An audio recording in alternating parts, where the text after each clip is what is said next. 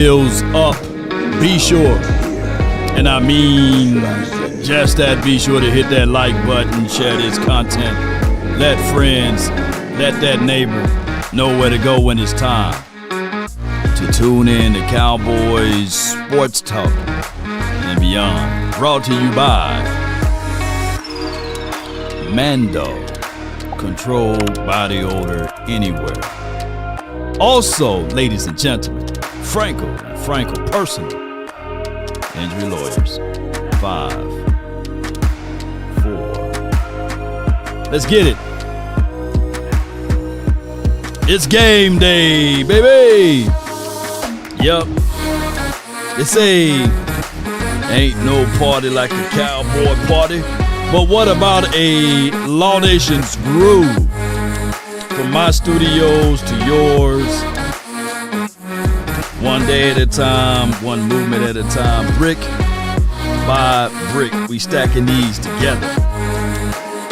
And we look back and we say, this is what we done. Come on. 5, 4, 3. We back in action, baby.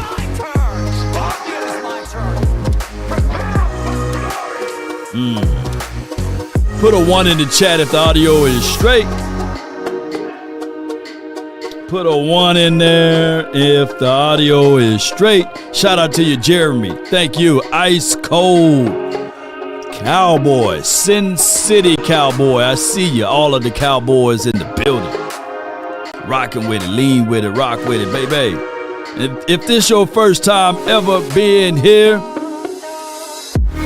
let me know. Brandy said, I'm about to go to the tailgate. Come on with it.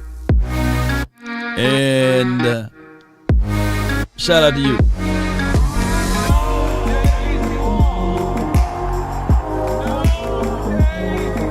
All right. Good morning, good afternoon, and good evening. Officer Larkins, man, appreciate you. I would love to be at the Rams game, right? But we'll be there in spirit, the Cowboys versus the Rams. And when you look at preseason, this is the only season that I'm going to tell y'all to look at the individual plays. This is not about who wins the game or lose the game. This is ultimately about the individuals on a team that's trying to make the team. Now, this will be a lot of vanilla stuff today. It will be a lot of, okay, can we test this out? Will this work? I'm hearing from reports that this will also be a lot of this is like the Super Bowl. This is like the Super Bowl for the third string guys, the fourth string guys, fifth string, sixth string. You know, if you not even having a chance or an opportunity to make a team. This is a situation, yeah, Jeremy says this is player evaluation. This is an ongoing live interview. That's why I encourage people to not just dig in to just the Cowboys.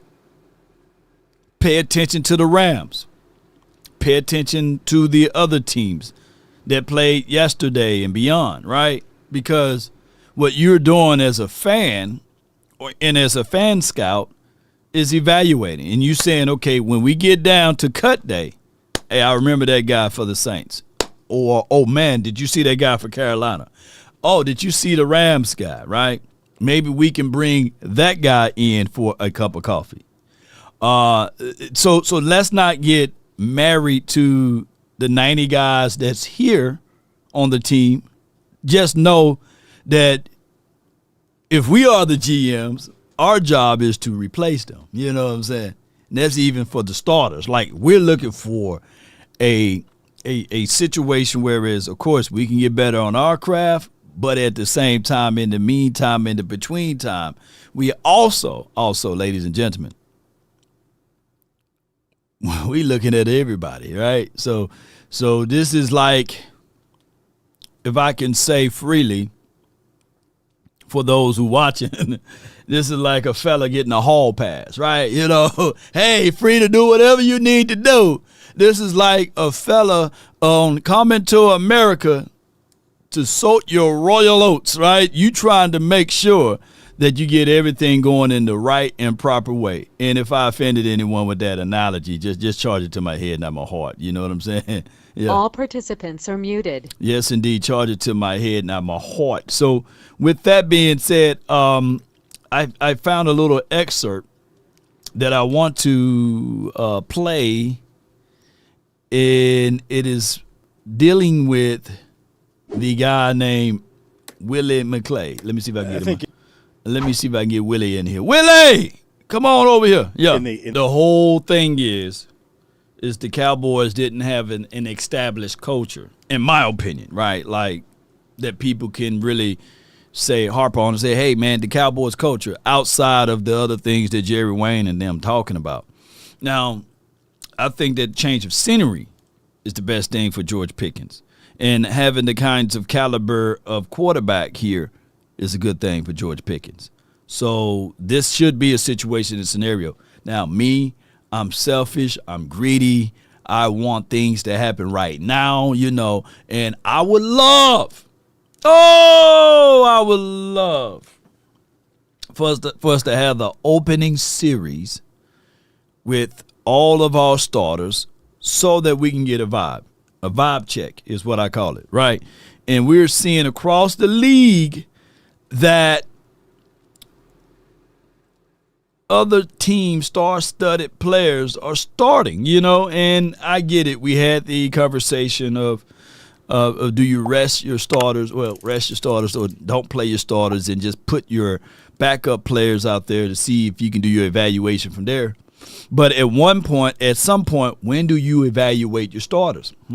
So if you only evaluating your starters in practice, not a game, then it could be a recipe for a slow start, for lack of continuity, for lack of game speed stuff, and these sorts of things. And I get it. Which one comes first, the chicken or the egg? And people will argue this and that, but at the end of the day, I would love to see our starters out there. And injuries, part of the game, right? And just like Final Destination. If it's your time, it's your time. You can't escape it. And as long as you try to escape it, it just somehow finds you a little later on down the line, maybe in October, maybe in November, maybe in December. So, look, just give your all and get things going. Andre says, Law Nation, you're right. I appreciate it. My goal is not to just say, hey, I'm always right.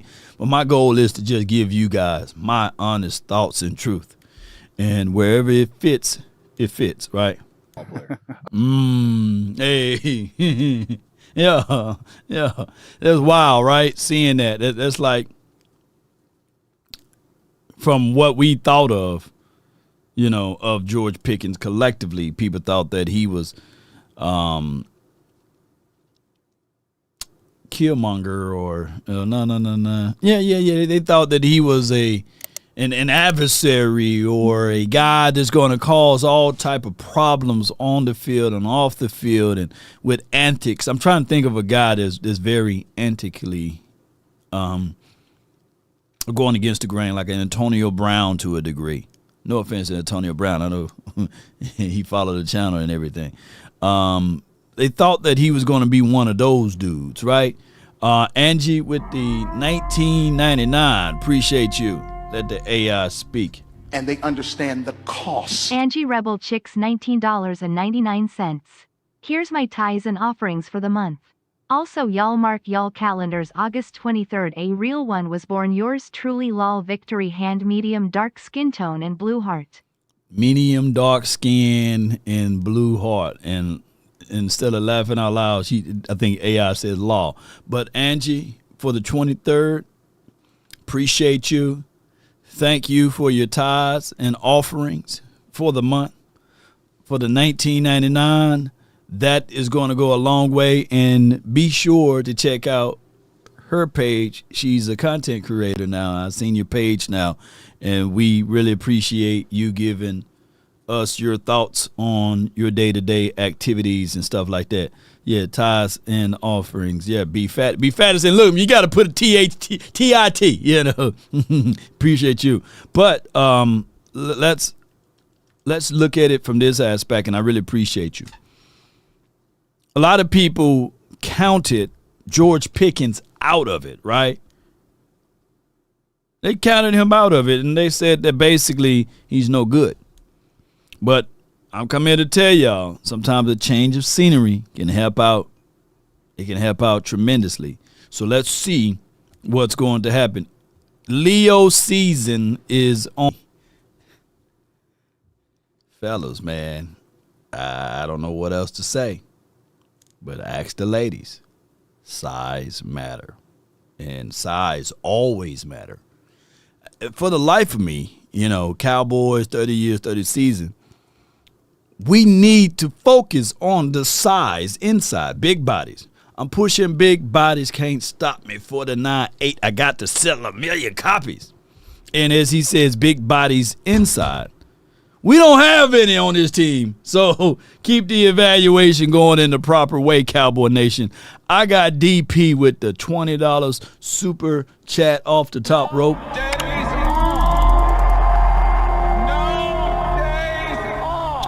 Yeah. Darren Cozy, $20. Law drink and dollar bills to watch the game and Mondo Kitty shake at the bar tonight.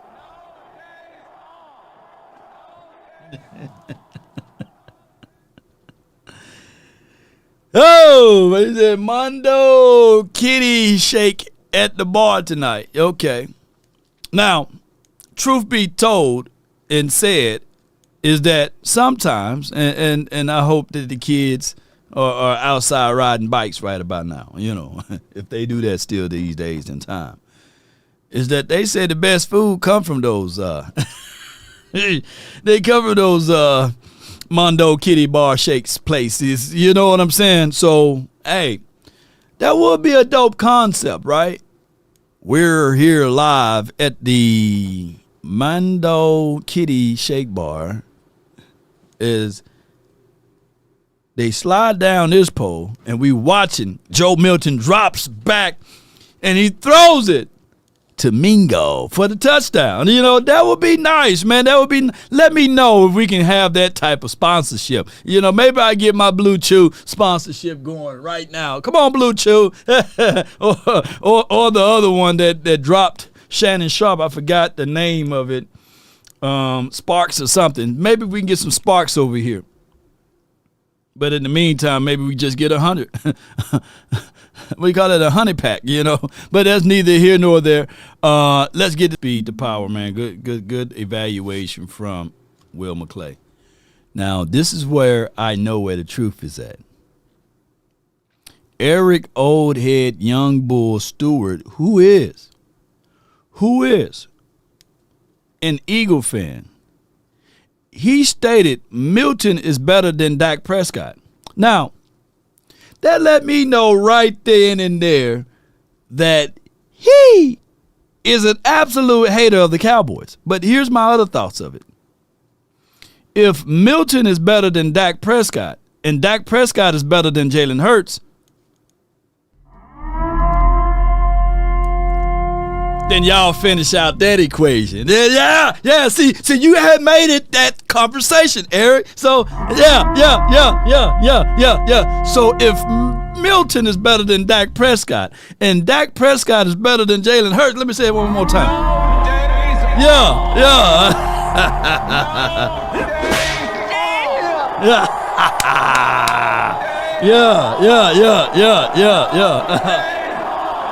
Dennis Trailer says,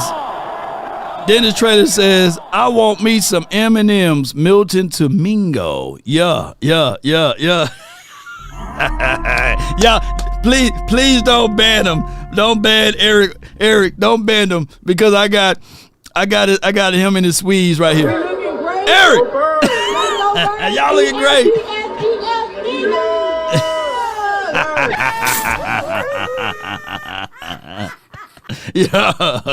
Yeah. All I want to know is for the Eagles.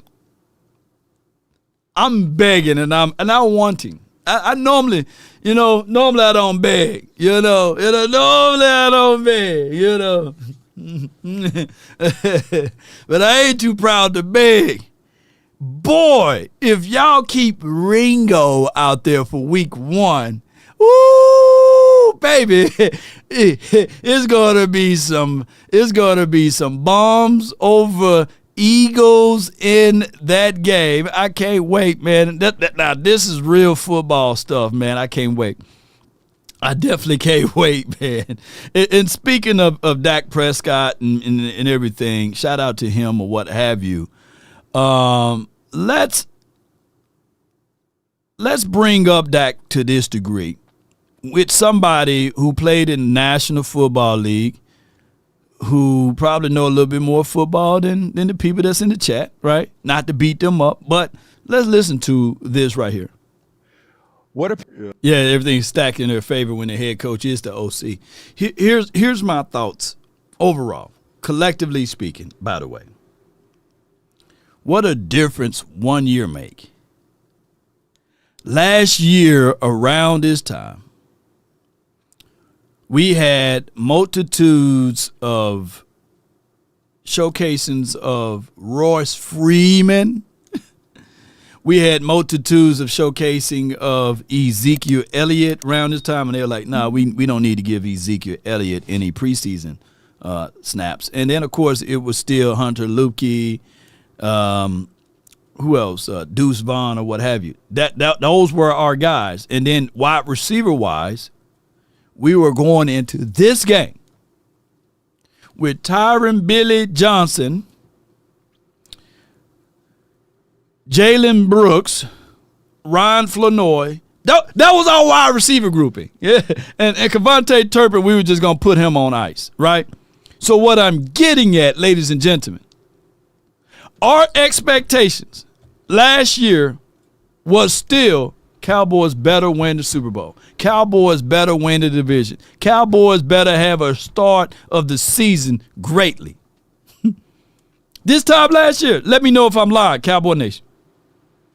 Because at the end of the day, it is greatly that we improve those areas.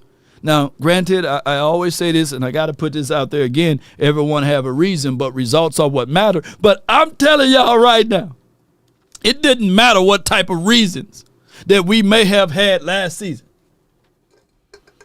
We didn't have a good enough reason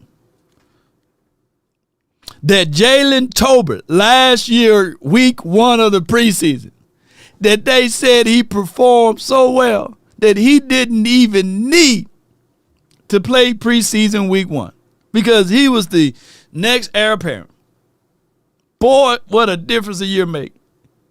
Jalen Tolbert right now probably fighting for his life to stay on his team, and he's our third option. One can argue fourth option, and when I'm only saying this loosely, he's not technically fighting for his life. He's on this team. But, man, what a difference a year make. Yeah, we didn't have a number 2. Hey, Ro, put it like this. We had a team of threes because we know last year around this time, Brandon Cooks, he was still fighting that knee injury he had, right? So it was crazy. Now Jalen Tolbert is at his natural spot from what he is supposed to be, a third or fourth wide receiver option. Now, granted, I'm not beating up Jalen Tolbert because I'm under that same breath, that third and fourth option. Didn't y'all see what he did to the Eagles? The guy that they were hyping, that they call him Guantanamo Bay. What's his name? Quinyon Mitchell or something like that. Wasn't that the situation and scenario? That Jalen Tolbert worked him on one of them routes last year. Now, granted. We got walked in that game. But all I need to say is this. If you've seen it once, you can see it again. And on top of that, Jalen Tolbert is no longer your number 1 or number 2 option. One can argue he's not even your number 3. He's like your 5th option now. Because you're tight end and because of Devontae Turpins and all of this stuff, Man, that's what he said, right? Offensively and defensively. JV boy, you right. I don't think that Tolbert is trash at all. No.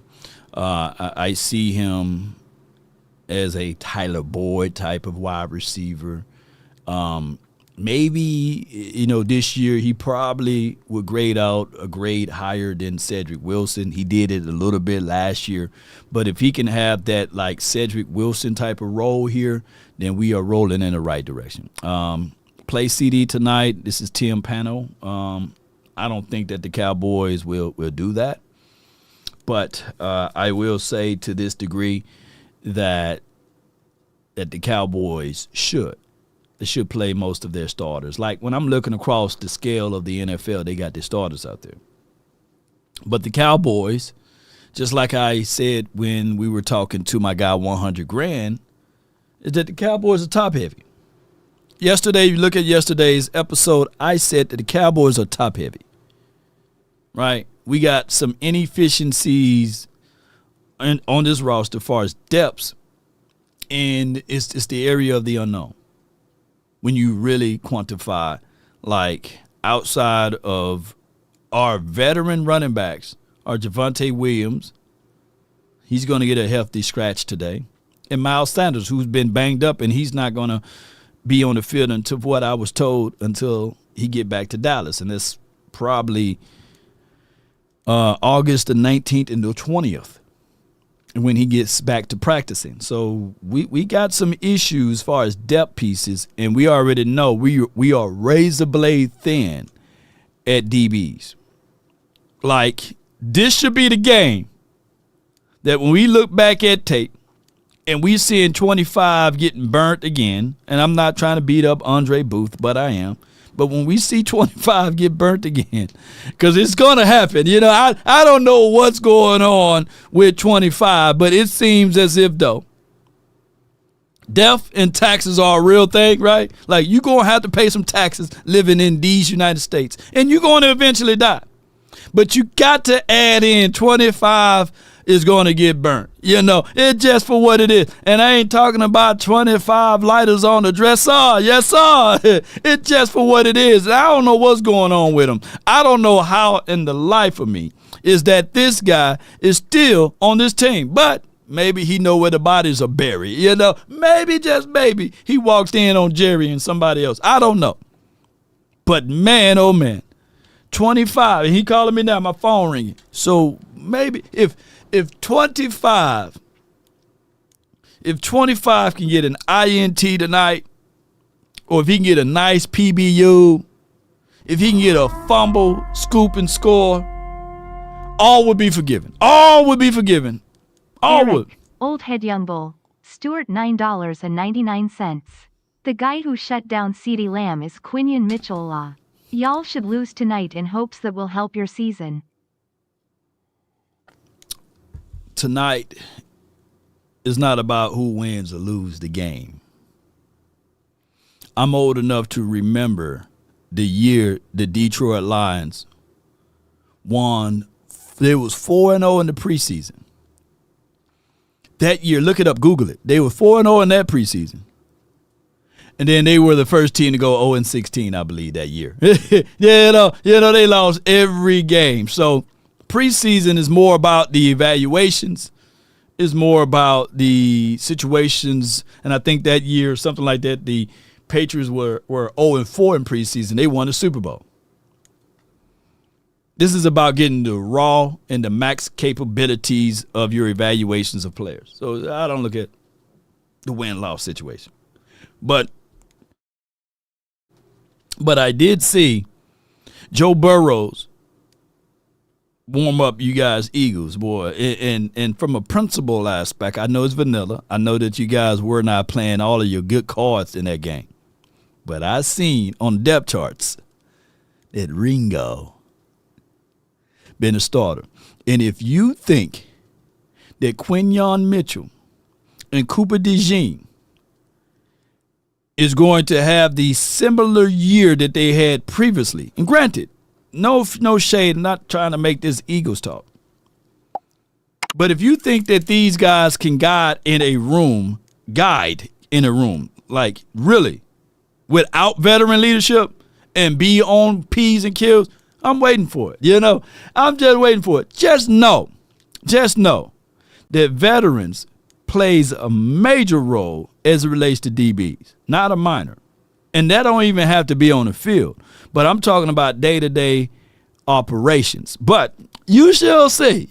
We shall all see of what's going to happen to the Eagles for the 2025 season. Just be waiting for September the 4th. And that's why y'all here. That's why y'all here and donating and stuff and watching. Because deep down in y'all hearts of hearts, y'all know that y'all got some reservations on y'all team, especially in the secondary. Just like we got reservations. Cowboys, we know that our secondary is a secondary that we have to wait and see for guys to get back right? Trayvon Diggs, we need to see him back, but we don't want to rush him back. Revel, we need to see him get back, but we don't want to rush him. Joshua Butler, shout out to him, just had a newborn. We need to see him get back. No rush. Sidika Charles, $10. Eric, who cares less about what you are saying? You still pay up $20. That is what you do, pay up in 10 minutes or else bye-bye. Uh-oh. No days off.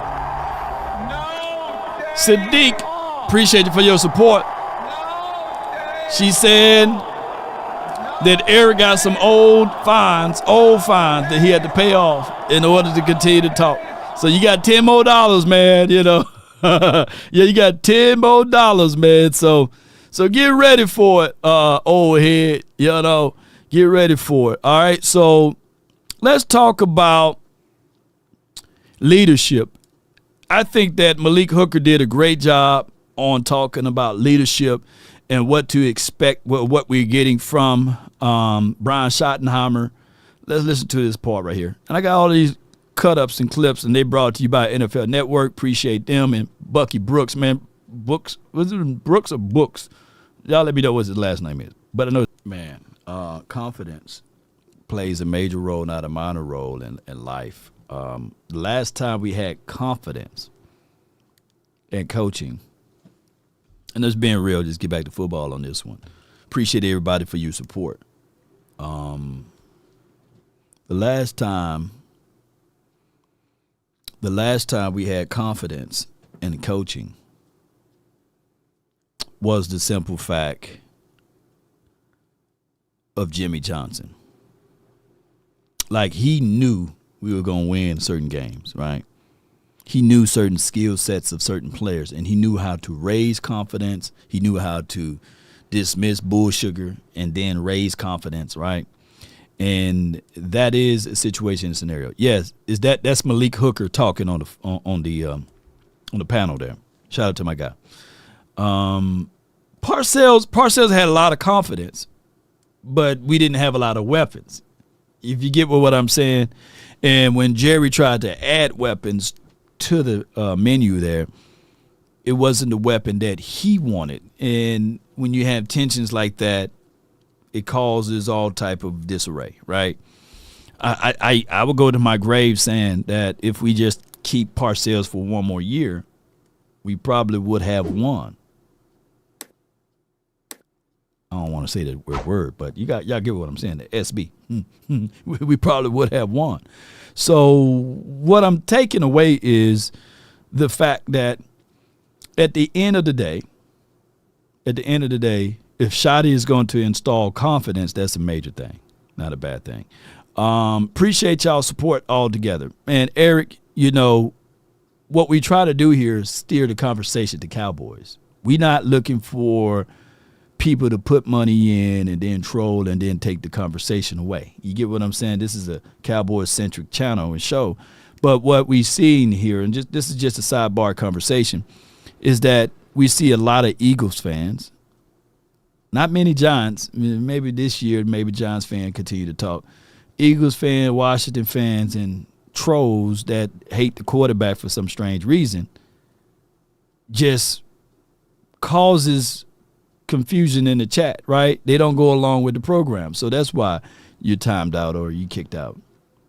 And the people that support this channel, you know, as we all say, and we play bones and dominoes or what have you, all money ain't good money, right? And we thank you for your offerings. But at the end of the day, ladies and gentlemen, I'm going to say this once again. Go where you are celebrated and not tolerated. You know what I'm saying? I tolerate Eagle fans. I can't stand Eagle fans. My brother, I got a brother, we came out of the same womb, and he's an Eagle fan. I can't stand him during the season, right? And I love him, right? So at the end of the day, this is Cowboys, man. You don't see, like, that's the only green I got in here, that tree in the back.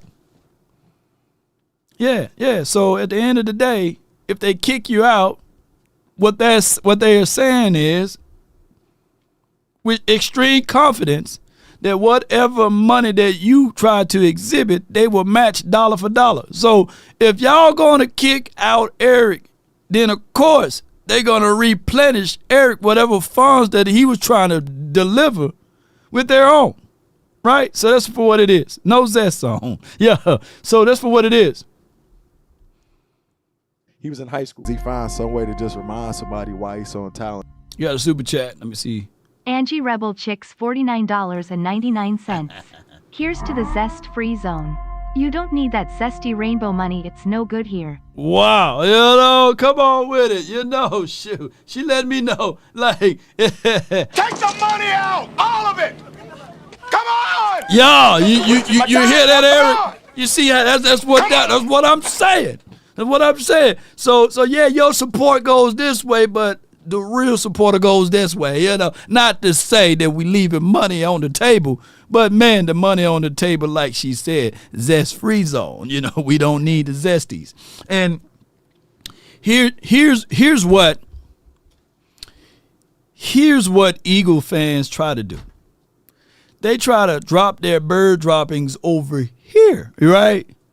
And expect us to agree with what they're saying. Like, they trying to say that it's okay for men to wear skirts, right? It's okay for men to wear blush and eyeshadow and all of this stuff, you know, to walk with a twitch, to do all of this stuff. And when we just trying to just talk football, keep things moving, and they want us, y'all, ladies and gentlemen, they want us to like their behavior. They want us to like the tush push. They want us to be zesty. They want us to talk with a light voice. I haven't heard one Eagle fan or one Eagle guy with a deep voice. They all, they all sound the same. You know, from Gilly to anyone in Philly that roots for the Eagles. From here on out, we don't want to be influenced with you guys' connotation. So that's what we're saying basically. But chill, sit back, draw with your Crayolas on the sideline, but stop commenting over here when we trying to just do our thing, Cowboy Nation. Come on with it. Yeah, Eric B. slurping on the plastic Johnstons. Oh my God, man. Take the money out, all of It's it. an evil world we live in. Wasting my time now. Come on. Yeah. Yeah. We don't condemn y'all. We just don't condone. You know what I'm saying over here? That's just what we said. Come on with it. The sacks. That is Malik Hooker on Micah Parsons, who's becoming more and more of a vocal leader, even though he don't have his corns in his bag. Now, let me just lay this out for anyone and everyone that's watching. Here's what I want. Ladies and gentlemen, we fight each other. We have a battle within a battle within a battle for each other. Like, for example, instead of the Cowboys focusing on the Eagles week 1 and focusing on this preseason game week 1, we are focusing on contracts, and which is a part of any football team. Granted, this been a trend for maybe the last 30 years, off season, whether we're going to be talking about contracts, a player value or worth, a player suspended, X, Y, and Z, somebody doing X, Y, and Z things as far as this and that. And the focal point haven't been on the Cowboys getting better. Unfortunately, that is driven, people can say it's calculated from the front office. This is the way we do things, whether it's attention in general, whether it's negative, good, bad, or indifference. This is what we do, ladies and gentlemen. And this could be fatigue from over all of the Cowboy fans on the ability to not just stay focused on the main thing at hand. And we've been going through this for a long time. What I'm getting at is that we know our inefficiencies. How come when teams start talking about these things, and we know what we've been up against, it's the Dallas Cowboys versus Jerry, it's Jerry versus the Roger Goodells, and it's also us versus whoever we play that week, whether it be the aficionados, whether it be the opposition. We got to continue to fight. And it's crazy. Star Guardian X, let the AI speak. Star Guardian X $5. Don't get to down tonight, Cowboys Nation. Shotty said it. This will be a very vanilla play calling game. Not scheming to win, just to observe players. Yeah. So you're looking at individuals, right? You're looking at, all right, can Peyton, what's his name? Peyton Turner, the edge rusher. I think he wears number 98. Can he bend this year? Can he dip shoulders? Can he utilize his hands? He was a former first-round draft pick, been quietly okay through these training camps, right? So now we get to see him in the physical form. Let it be known if he can do something tonight. If there is a guy named Tyrus Wheat, not Thins, we need to see whether or not he's worth or worthy of being on his team, taking up space. If you are a fan of the underdogs, this should be Fight Night, the game that you need to see. Joshua Kelly, we need to see what he can do. TJ Bass and them, we need to see him. This is their Super Bowl. This is their open resume. All 31 other teams will be looking at these tapes, and saying, okay, if I add this guy to the table, what can he bring? Or if I take away this guy, what we'll be able to exhibit and exude. So that's why it's very important so that we can see how things can look down the stretch. Right, Cowboy Nation?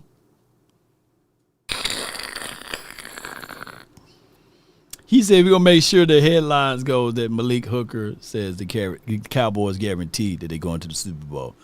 And this is at real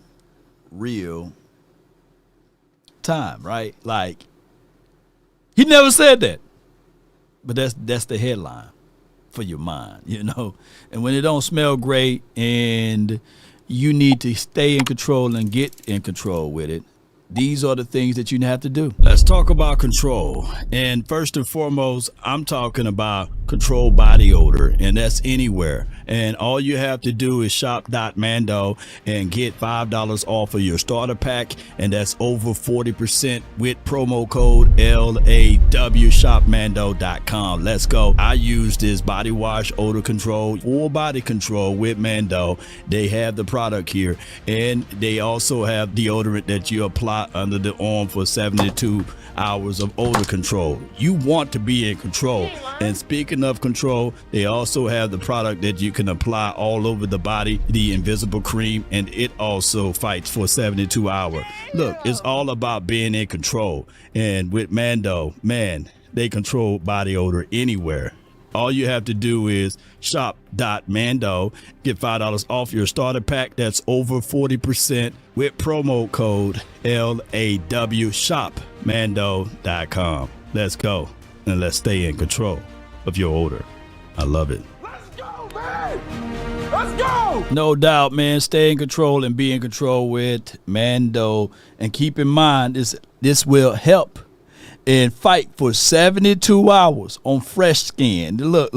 At the end of the day, don't try to just put this over some dirty skin. I don't think it worked that way. But you can give it a try. But I'm telling you, up to 72 hours fresh is the invisible cream. Be sure to check out all partners, Mando. And then you use promo code LAW for 40% off of your starter pack. Here's what I want to say, just like that, with Shedeur Sanders. I'm seeing a lot of people talking and praising Shedeur Sanders, and I think he did a great job displaying his poise, his command of the team, and being out there in Cleveland, of all places, and showcasing that, hey, I belong in the National Football League. And there are some who will say that, hey, he's better than this and that. So what I can say is the Cowboys probably would have drafted or picked up Shedeur Sanders, but y'all got to keep in mind, right before the draft, we already made the acquisition of Joe Milton.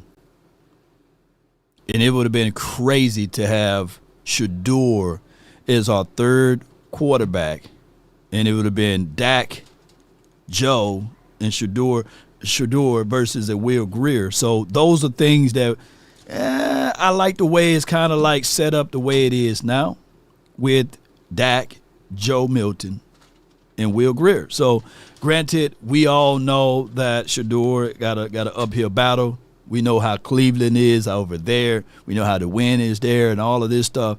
But for him to come out with all of that pressure on him, and especially playing for his father, we know that he's battling, coming from cancer and stuff like that. And I'm always skeptical of people saying that, hey, you know, they beat cancer and all this stuff. Even though I put the highest praises out there for those who did, I like to wait 2 or 3 years, because one thing I know about that C word, I can't stand it, and it normally comes back with an vengeance. Even though you say, hey, I killed every cell, you know, and we know how that pressure could be there. Not saying that Sanders will go through that down the stretch, but what I'm saying, and I'm talking about Deion, but what I'm saying is, it's good to see that his son playing in the name of his father and doing some good numbers out there, okay? And let me just give y'all his box score. He was 14 for 23, 138 yards, averaged 6 yards per throw, 2 touchdowns, right? And he was sacked twice, but he had 106 passer rating. From what I can see here, it would have been better if I pulled this up. 106 passer rating. Shout out to him. Appreciate him for all he was able to do. Here's my thoughts. Shedeur better than Milton right now? We don't know yet. If we're gonna play this game, who's better and who's not, then Jackson Dart, based off of his play today, did he perform better than what Shedeur just did? Put a yes or a no in the chat. Didn't Jackson Dart perform better? If we're going to do that in preseason, yeah, Young Wilson is preseason. All right, so if we're going to do that, like let's say, for example, we do that. Shedeur was 14 for 23, 138 yards. He averaged 6 yards per throw. And if I pull this up for Jackson Dart, let's see who had the better numbers. So if we're going to do just off of one game of preseason, not a game, but preseason, let me go to over here in New York. Let me see what my Mississippi boy did. Jackson Dart was 12 for 19, 154 yards, 1 tub, 106, and he averaged 8.1 yards down the field. And he put you some running yards, too. He averaged 24 yards, averaged 8 yards per run. So based off of that analysis, is Jackson Dart better than Shedeur? If we're gonna do that, what we doing here, y'all? Come on, you know, Dart had better numbers, you know. So are we just highlight watching and not watching the flow of the game and these sorts of things? So don't get preseason all mixed up, because anybody and anyone would take 12 for 19, 154 and 8 yards per throw and 1 tub and 106 passer rating with no sacks. People would take that number. So what I'm telling y'all is don't fall in love with the preseason hype. You know, shoot, Angie says he SHITs watermelons. They're crazy. So let's not get swallowed up in the numbers. Ain't this right? Y'all, you know, so at the end of the day. Swallow that. At the end of the day, what we want Joe Milton to do today is to get the proper evaluations of some of these guys like the Josh Kellys, like the Mingos, Trayshawn Holdens. If these guys can be out there on the field, and if we, by us going into this preseason game with only playing two quarterbacks, Joe Milton and Will Grier, what this also going to bring up is this right here, Cowboy Nation, is that if you're going to be playing a healthy numbers of time out there, there's two things that's going to happen. Two things going to happen. Either your numbers are going to be obscured to a degree because you're playing with some guys that's going to finite be on this team, right? And you're playing with some guys that's going to be working at Walmart, Publix, and Fred's at the end of this game, right? After they say, hey, Josh Kelly, man, we was nice to see you out there on the field, but you dropped a few of them. We'll see if other teams going to reach out to you, but at this time, unfortunately, we're going to have to let you go. And if he can't pick up a job and he don't have a good degree behind his name there, whatever school he went to, then you might be in Dallas one day trying to get a ride to the airport. And they said, man, you look familiar, man. I thought I saw you somewhere. Yeah, man, I used to play for the Cowboys. For real? Yeah, man. Hey, but can you drop me off over here? Yeah. I'm flying American Airlines. Can you drop me off over here on American Airlines? That's my gate right there. Drop me off by American Airlines. He can literally be working for Lyft. He can be literally working for Uber and them. So that's how crazy football is when you playing. So by Joe Milton should be getting probably 2 quarters, 3 quarters. We don't need to see 3 quarters of Will Grier. We don't need to see 2 quarters of Will Grier. Will Grier probably get out there for maybe the last tip of the 4th quarter. But this is going to be a Joe Milton experience, right? Is that Joe Rogan experience? Is that something, right? Y'all let me know. But that's just how that goes, ladies and gentlemen. All right, so either his number's going to trump Jackson Dart and Shador Sanders, or it's going to be the same, or by him playing more, he's going to have worse numbers due to the fact of you got people that's going to be working at Walmart and Best Buy and Radio Shack if they still have it. You know, so that's what I'm getting at. And nothing wrong with working at Best Buy and Radio Shack and Walmart. You know what I'm saying? I'm just telling y'all that those are the guys that he's going to be throwing it to. That's all I'm saying. Yeah. So at this time, what we're going to do is it is ultimately 2:47 where I'm at. Let's open up the phone lines and get things going. But before we do this phone line thing, just know if you're driving somewhere and someone rear end you, right, you get T-boned, right? Or you at work, you slip and fall, you hit your knee, hit your hip, and if you fall on that back, all I can say, man, if you can look up, you can get up. Just get on up and dial this number right here. It starts from the first phone call. Most of the time, you're going to talk to Gene Burkett, a 30-year partner. You're not going to talk to some employee that just got put on the phones that day. There are things that are so crucial, especially if it's a cataclysmic event, to have our experts get out and look at the vehicle, witness statements, photos, the whole thing. Call Frenkel first. Chosen by the people, feared by the insurance companies. Call Frenkel first. That's 214-817-3s, and all of the 3s you can dial. Keep hitting 3s, and you'll get one of the guys on Frenkel and Frenkel Personal Injury Lawyers. Someone that's equipped of having over a combined of 100 years of experiences, so they know the terrain. They know what needs to be done, especially if you are in one of those predicaments, right? I would say this, though. If you can't dial that number, if you don't know how to dial that number, if you got hit and you lost all of your phalanges and you just can't dial the number, you can go to the elbows of anybody's internet, right, and just dial it with your elbows, or visiting frenkelfirm.com, and someone there can assist you and help you out once you put in your information. So be sure to reach out to our partners, and they will take great care of you, not advantages of you. They fight against these insurances, and they make sure you get the proper money that you reserve, or you presume, or you suppose to have. That's a better way to say it. Come on with it. But in the meantime, in the between time, if you want to reach out to Law Nation, that's 657-390-7391. That's the hotline for your mind. And speaking of that, I got my brother from another mother. Yeah, from the 305. You're live on the Nation. Talk to me about dog. What's good, Big Law? What's good? Yo, man, what's good with you, my dog? Man, I ain't hear from you, man, in about 4 or 5 weeks, man. You got a vacation time going. You just let it simmer down, huh? Yeah, man. You know, I'm always tuned in, man. Tuned in. You got to call all the time, but I'm tuned in, man. Yo. I see they try to kick you off the field, man. You still in that marketing, man. You know Jerry don't play that, man. They kick you off the field. You trying to steal that marketing from them, man. Man, they did me wrong, man. I'm sitting there like, come on, man.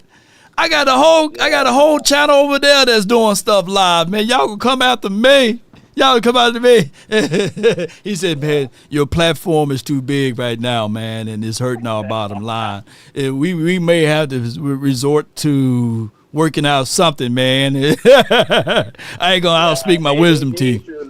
Man, they done crushed me, man. Tell them to write that check, man. Man, they don't pay nobody though. You know what I'm saying? I remember you saying that, man. Yes, indeed. But how you feeling so far, Law? How you feeling so far, man? Parsons, I mean, earlier this year, we've been talking about this Parsons things, man. So how you feeling so far about that? What was your stance again on Parsons? Let everybody know what was your stance again, bro.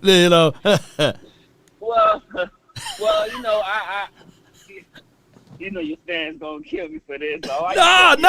This is what we supposed to do, man. We supposed to have the hard conversations. Nobody can call into ESPN. They can't call into NFL Network. They can't call into Fox. Now, I hate giving them ideals, by the way, but they can call into Law Nation to hear the real voices of the fans about the team that they love and support. So, hey, let the people know. Speak with your chest on your Micah Parsons stance. That's all I'm saying, Well, before I start, thank you for always taking my call, Lord. Thank you for always taking my call.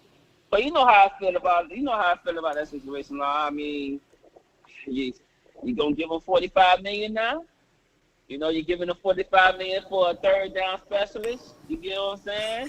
Now his back hurting. Jerry said his back hurting. You know what I'm saying? Like, what you gonna do, Lord? I don't get it. Me, I want to trade him.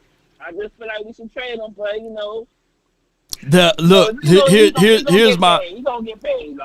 here's my proper opinions of all of this. Now, I'm not the one to brag and boast, right? But when I was in Oxnard, me and Parsons played on the same team, on spades. And when me and him on the team, we 3-0. That's all I'm saying. But him. Parsons was on a team with someone else. I can't say the name. We inside on NDA. We just playing spades at his crib or what have you. And I'll whoop. Let me say this. I'll whoop that ass twice, boy. I'm talking about kapow, kapow. I'm putting them spades on him, man. And he was so mad. And I'm telling you, by me playing spades with Parsons, this let me know what kind of caliber person he is. He do not like to lose. And he want to win at all costs. You know what I'm saying? And when I slapped them spades on him, this brother right here, Parsons, was like, man, come on, man. Come on. He was going off, you know what I'm saying? Because he didn't want to lose. And I can see that in him, and I can see the vision that he got for this team. He literally wanted to get paid $30 to $32 million. Now by you saying 45, that's 12 to 15 million dollars above asking price of what we were going to do. But this is Jerry Jones. This is Jerry Jones waiting a whole year later, wanting last year's price. And that's not going to be suffice, man, because there's no way that you can explain that to the agent, right? Or to the NFL in general of why Parsons is taking such a low contract. So therefore, they got to, at this point, pay Parsons anywhere between 41 to maybe 45 million APY. Yeah, I think he's gonna be aiming for the 45 nowadays that he's sitting. And if I'm him personally, I mean, you don't want to go on that field, with a 1 year contract. But at the end of the day, you bet on yourself. If you say, hey, I can get at least 15 this year, 15 takes this year, your number gonna be nothing but 45 and up. You get what I'm saying? So. Do you think he's betting on himself? Like, what's the word? You think he's betting on himself? 305. I just hate the fact that become a term in football. Oh, I'm betting on myself. Yeah. I need to bet on myself. That's bullsugar to me. The reason why I say it's bullsugar is because every day you get out there on the field, you're betting on yourself. Every player's a Ryan Shazier hit away from not even being able to walk normally, right? So this football is a gladiator sport. So it's up to proper GMing. It's up to proper forecasting, right? It's up to proper evaluating so that you know who that player is for the first year, for the second year, for the third year, for the fourth year. That's the evaluation that the front office should already know who Parsons is. They shouldn't have to say, hey, let's wait one more year to bet on himself. That's bullshit to me. No, absolutely. He deserves his contract because of the stats that he had previous years. But Lord, do you think if we giving him $45 million, do you think Jerry's going to put something around him now that he getting paid $45 million? Are we going to be able to keep? Well, we know we're not going to keep that receiver, the number 3 that we got this year. I forgot his name, but we know we're not going to keep him after this year. This is like a 1 year thing, and we're going to go get his contract. We're going to have to replace it with a rookie. But you giving this guy $45 million, I think Jerry's going to sit back and say, well, I'll pay 3 guys over $40 million. What you guys going to want me to do? That's my theory that Jerry's going to do. He's not going to build a team around him after he's paying these guys. You get what I'm saying, Law? Well, my thing is, you don't go buy a $3.5 million home and then you go and say, well, I'm going to go into that home and go get renter-center furniture, So my thing is, with Parsons, that's just the price of doing business. You're supposed to surround your superstar players with other superstars. I think that people get so involved with the storyline of the great players that won championships, whether it's basketball or football, and they quantify that these guys did it by themselves. I'm still waiting on the NBA championship that Michael Jordan won without Pippen, without the head coach, right? Without other guys making other plays. Michael Jordan, as great as he is, he never did it by himself. There's in the last 30 years, 40 years, maybe you can say that the only player that I'm thinking of that did it pretty much damn near by himself was what's the guy that played for the damn Dallas Mavericks? I can't stand them. What's Dirk Nowitzki? He's the only guy. Dirk, the only guy that was on the team that damn near went up against some superstars and did it almost by himself. He had some other guys that was ancillary. But what I'm getting at is that football and basketball, this is a team sport, and it's damn near hard to do it by yourself. If Cowboys really wants to win, we're sitting on $32 million. You sign Parsons right now. That's going to increase that money, and you're going to have anywhere between 35 to maybe 45 million. And then you go out there and get you a true defensive tackle, right?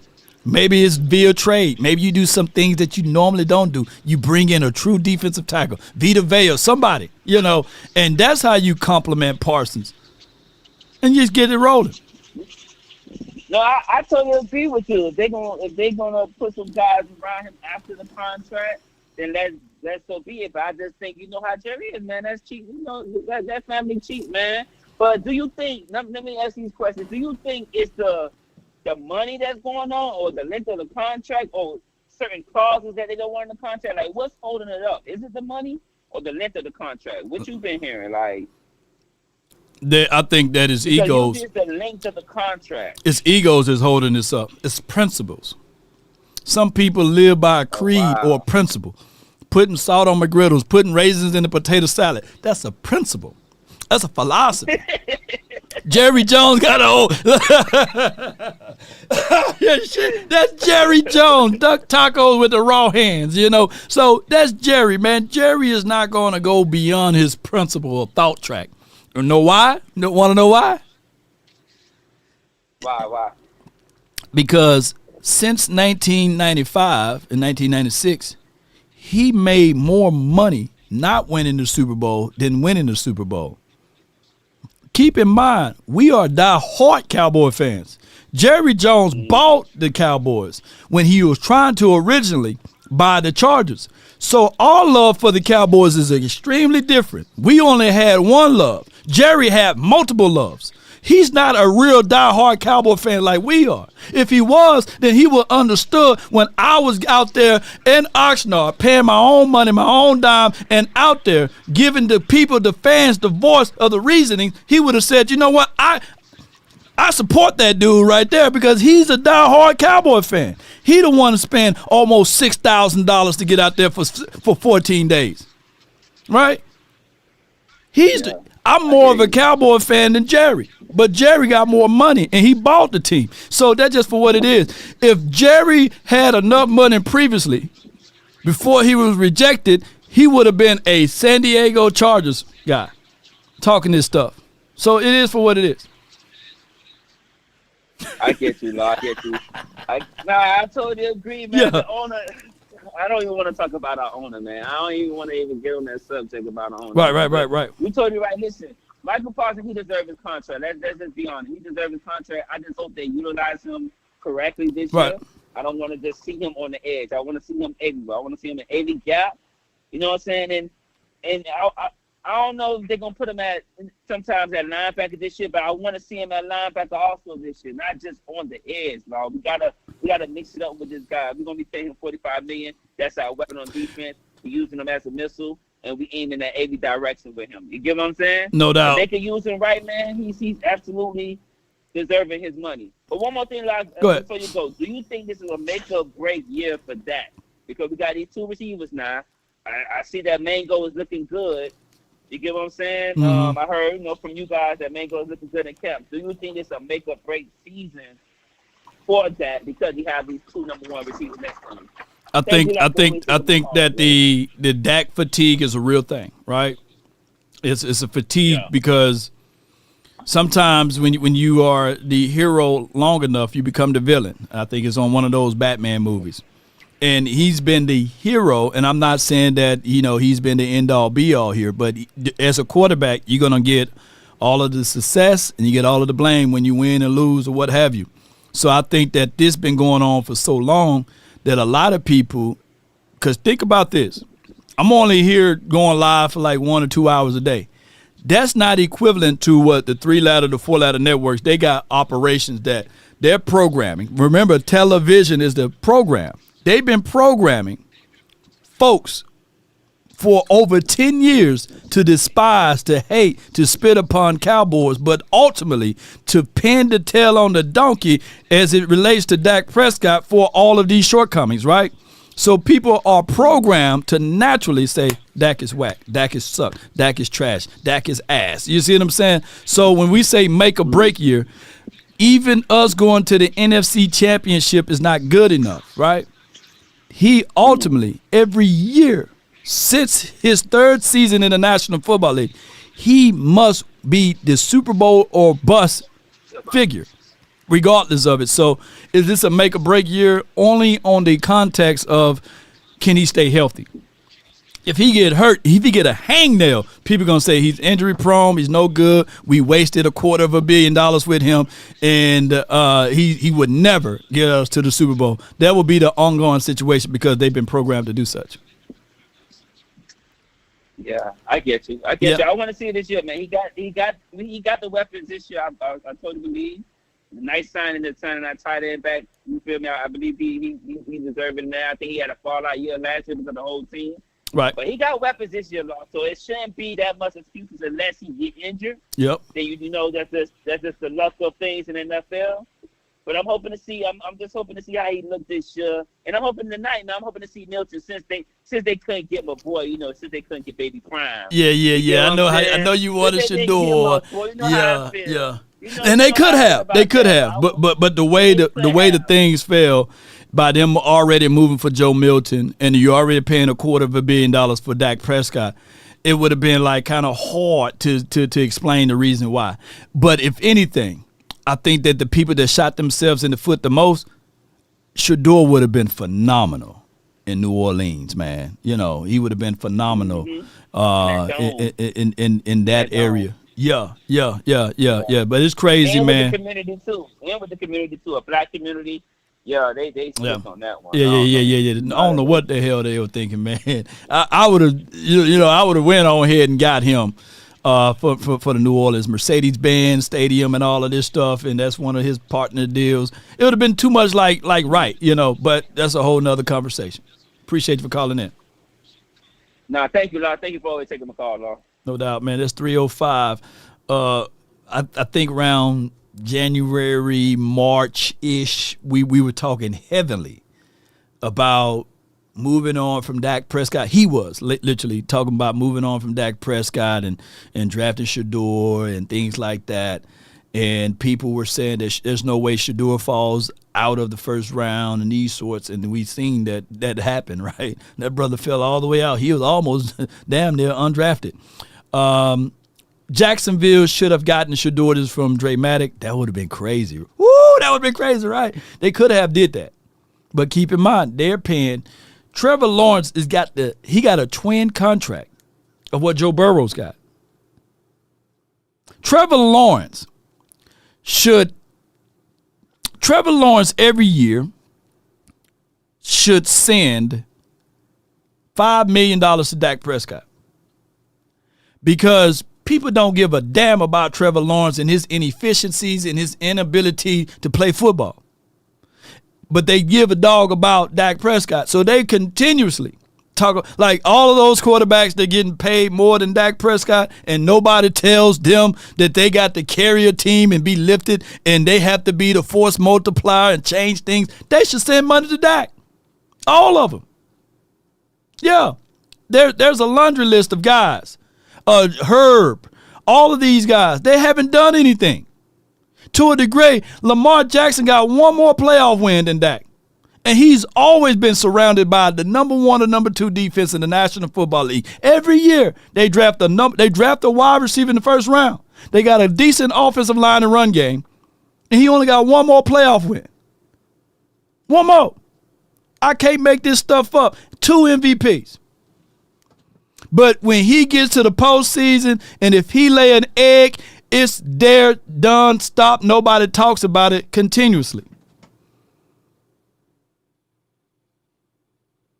I can't make this stuff up. Yeah. Seabass said they need to pay royalties to him because at the end of the year, there's only one quarterback that they talk about, 2-5 Dak in the postseason, and can he be the difference maker?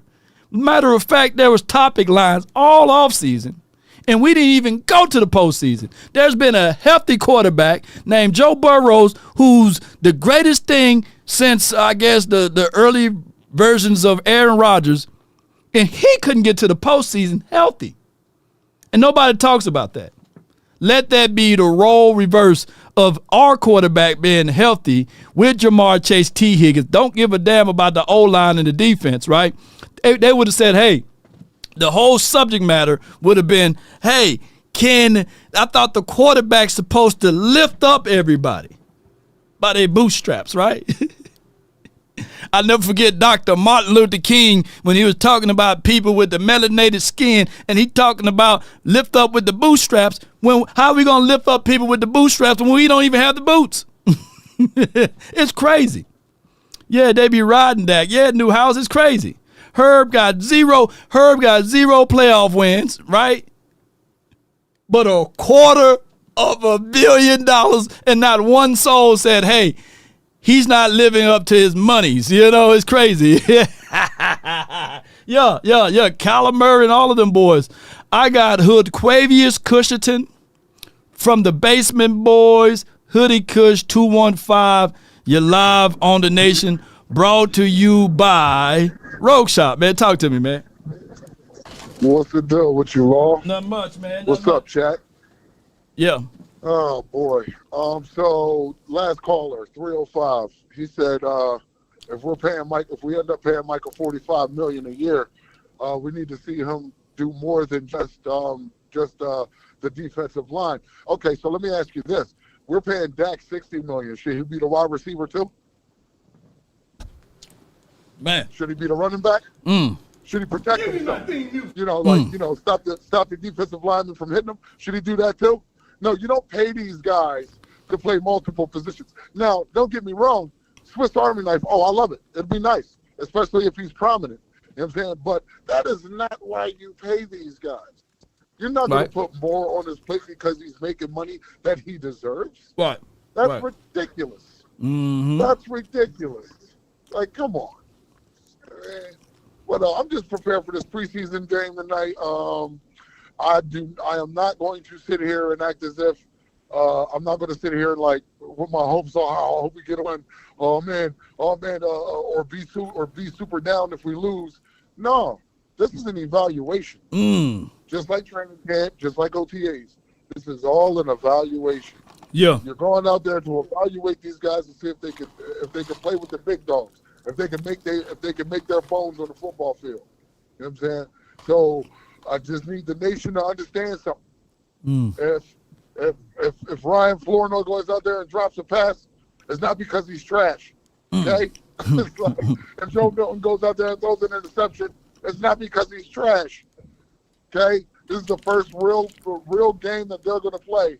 And for some of them, it may be the last real game that they play. Right. You know what I'm saying? So it's all an evaluation. Everybody just temper your expectations. If we're going to win tonight, I don't want to hear, oh, man, we're going to the Super Bowl. Yeah. I don't want to hear that. Hey, and Hoodie, man, this is Hood Quavius, man. This is the thing that we've been talking about, bro. Is that like we win one game, the Cowboys, this is their Super. Like even, I tell you this, if we win week 1, they're going to say, oh, that's the Cowboys Super Bowl. All the Eagles fans were going to say, hey, man, but we won the Super Bowl last year. Cowboys think they're going to the Super Bowl because they beat us week 1 when our guys are just now starting off, you know what I'm saying, to get into rhythm. What I want people to do is just take it one day at a time, man. You know what I'm saying? We got 16 other games to play. Beating the Pigeons is not going to make or break the season. Right. You know what I'm saying? Week one, beating the Pigeons is not going to make or break the season. No. Just because we're definitely going to go skeet shooting week 1 doesn't mean we're going to go to the Super Bowl. We can go skeet shooting and then get trampled by the midgets the next week. You know what I'm saying? Or we could go out there and get mauled by the Cubs. You know what I'm saying? Like a litany of things can happen. You know what I'm saying? A litany of things. But one game at a time, one play at a time, and you try to get 1% better. But this is the thing that I'm looking for, Kush. I'm looking for this right here. I'm looking for the competition, the competitiveness, right? The way that these guys fight on the field and enthusiasm. I'm tired of this disheveled look. I'm tired of this bland, not the wrong bland, but this bland view of faces on the sideline. I want passing back into the game. I want that Jimmy Johnson type of passion. You know, go ahead. Before you finish, I got to give you your flowers on something, man. Tyler is sweet, and I'm not, and not thin. Like seriously, you be killing me, man. He one of my Mississippi boys, man. He got one. Look, that's what we do. We see a name, we're gonna talk about it. You know what I'm saying? Yes, Lord. Yes, Lordy, man. Shout out to you, Nate. Shout out to you, Nate, for the $20, man. Appreciate you on the cash. Yeah, appreciate you. Yeah. what I'm looking for this evening, not just the competition. What? Not just the competition. Can dudes do their job? Now you're all playing free. It's not going to be scripted. There is no scripted going into this. No script in this game. This is just we're going out there playing with a putt. We're playing with a putter. So just can you do your job to the best of your ability for the man to your left or to your right? That's for the offensive line. Same thing for the defensive line. Can the wide receivers step it up for? They got you, man. Can the quarterback make the best possible in order to win a game? You know what I'm saying? Now, again, it's preseason. Yeah. I got you. In closing. I'm not worried. God. Just go out there and show me you can fight. You know what I'm saying? Show me you can go out there and rumble with the best of them. No doubt, bro. But that is my time. The Cushington Hour has concluded. I want everybody to have a very special day. Lord, you be blessed, bro. No doubt, man. I appreciate you, man. That's my guy, Hood Quavius Cushington. The descendant of the Cushites. now when you read the Cushites, you're like, hey, what were they really doing in them deserts and stuff? They probably was okay. Yeah, he's a Cushite, the Cushitans, man. Appreciate him. With Quavian Cushitans, man. Boy, tell Hoodie to stop playing and go live. Dak Owens, they want you to go live, man. The Cushites. I got my guy, Point Dexter from the 409. I saw $100,000, but $100,000 done left up out of here. Maybe he need to go. maybe he need to hit up my guy Quavius, man. But let's go with Point Dexter, phone number 3 from the 409. What's on your mind? Hey, what's up, my brother? How you doing? Man, all is good, man. I can't complain, man. Man, I'm really excited about this first preseason game, but I know what preseason is about, just getting out here, evaluating the players and stuff and everything. Right. So one thing that I've been a big Turpin fan and thinking that, they should have Turpin as part of the regular offense, not just coming in to do kind of like gadget or trick plays. Yeah. And, you think of having CD, Pickens, and having Turpin. Now, I'm talking about Turpin stands Tobit because, Tobit being the third option can get open. But with Turpin being the third option, he'll supposed to take it to the house anytime he gets the ball. And, talking about this running game, I remember a time when San Francisco used the short passes and they called it like the handoff. And, I think we might be using some of those long handoff plays to the Blues and the Turpins and the CDs and stuff to get them open up under before we hit them up top. The defense, I think it's open, it's open season on everybody on the defense, man. I think the safeties are just about, I think we got our 4 safeties. But cornerback, somebody's going to lose a job, somebody's going to get a job. Somebody's going to earn a job, somebody's going to lose a job. And this thing with the defensive line, man, I don't know if it's scheme or whatever they're trying to do. But I'm going to be watching this defensive line, man, to see if they're making any type of progress, if they start working on some twists or some slants or something like that. A lot of times, we talk about being a physical team. And, I think Schottenheimer is doing this Mr. Miyagi, the wax on, wax off. Right. Because he's doing a lot of things to make these players get into condition. You know what I'm saying? Because, see, this is what later in the year when we always talk about, the team got to be a little tougher. This is when you start making your team tough, not later in the year. Your team ain't going to automatically just get tough. You know what I'm saying? But as some people, other people said, you're building calluses now for later. It's just like the Kung Fu master, when they're over there hitting boards and stuff and everything like that. What they doing is strengthening themselves and making calluses so when it gets down to the nitty-gritty, they ready to play. So I just think Shotty is really working hard on this conditioning.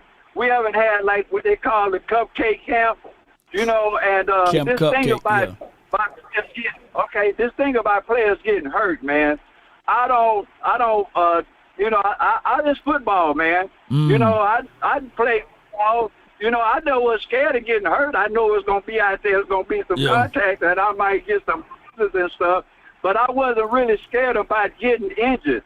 I know it's a lot of money, you know, that's involved and, you know, players unions and stuff and everything. But you only get better playing football by playing football. So I'm going to see how they going to do this preseason, you know, and you know, I subscribe to the same thing.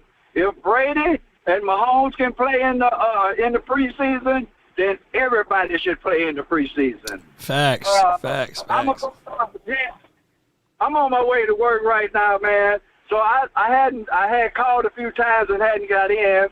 But you keep up doing what you're doing, man. You did great work going to the training camps, man. I was looking at your films and stuff. Looked like you had a great time. I seen some of the time when you looked like you was a little hungover, had a little fun out there at camp, huh?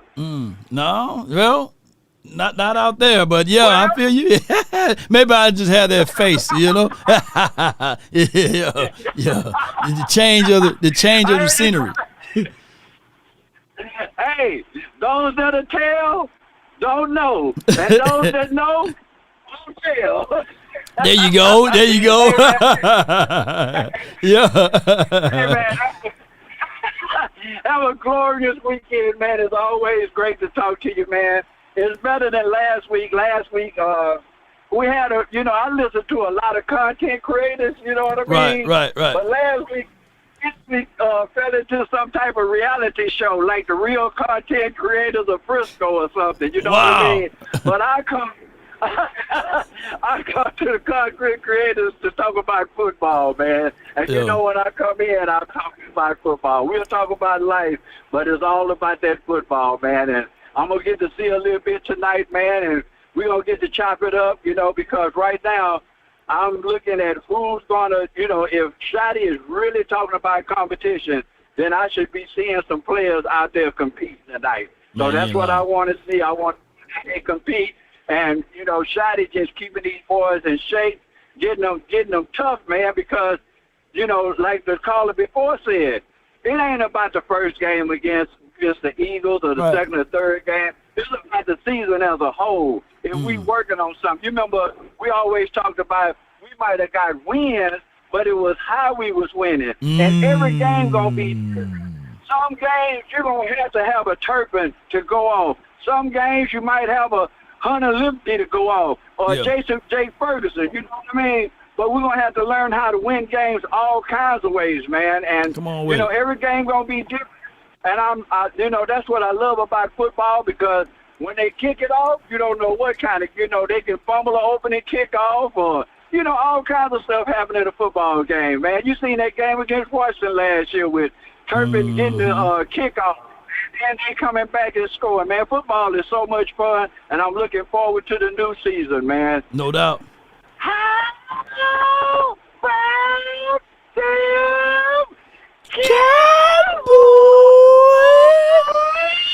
Yeah, this is my guy. He's back, man. Point Dexter, man. Y'all listen to him, man. And let's go, man. Appreciate you, bro. Thank you so much for what you do for the community, bro. Thank you.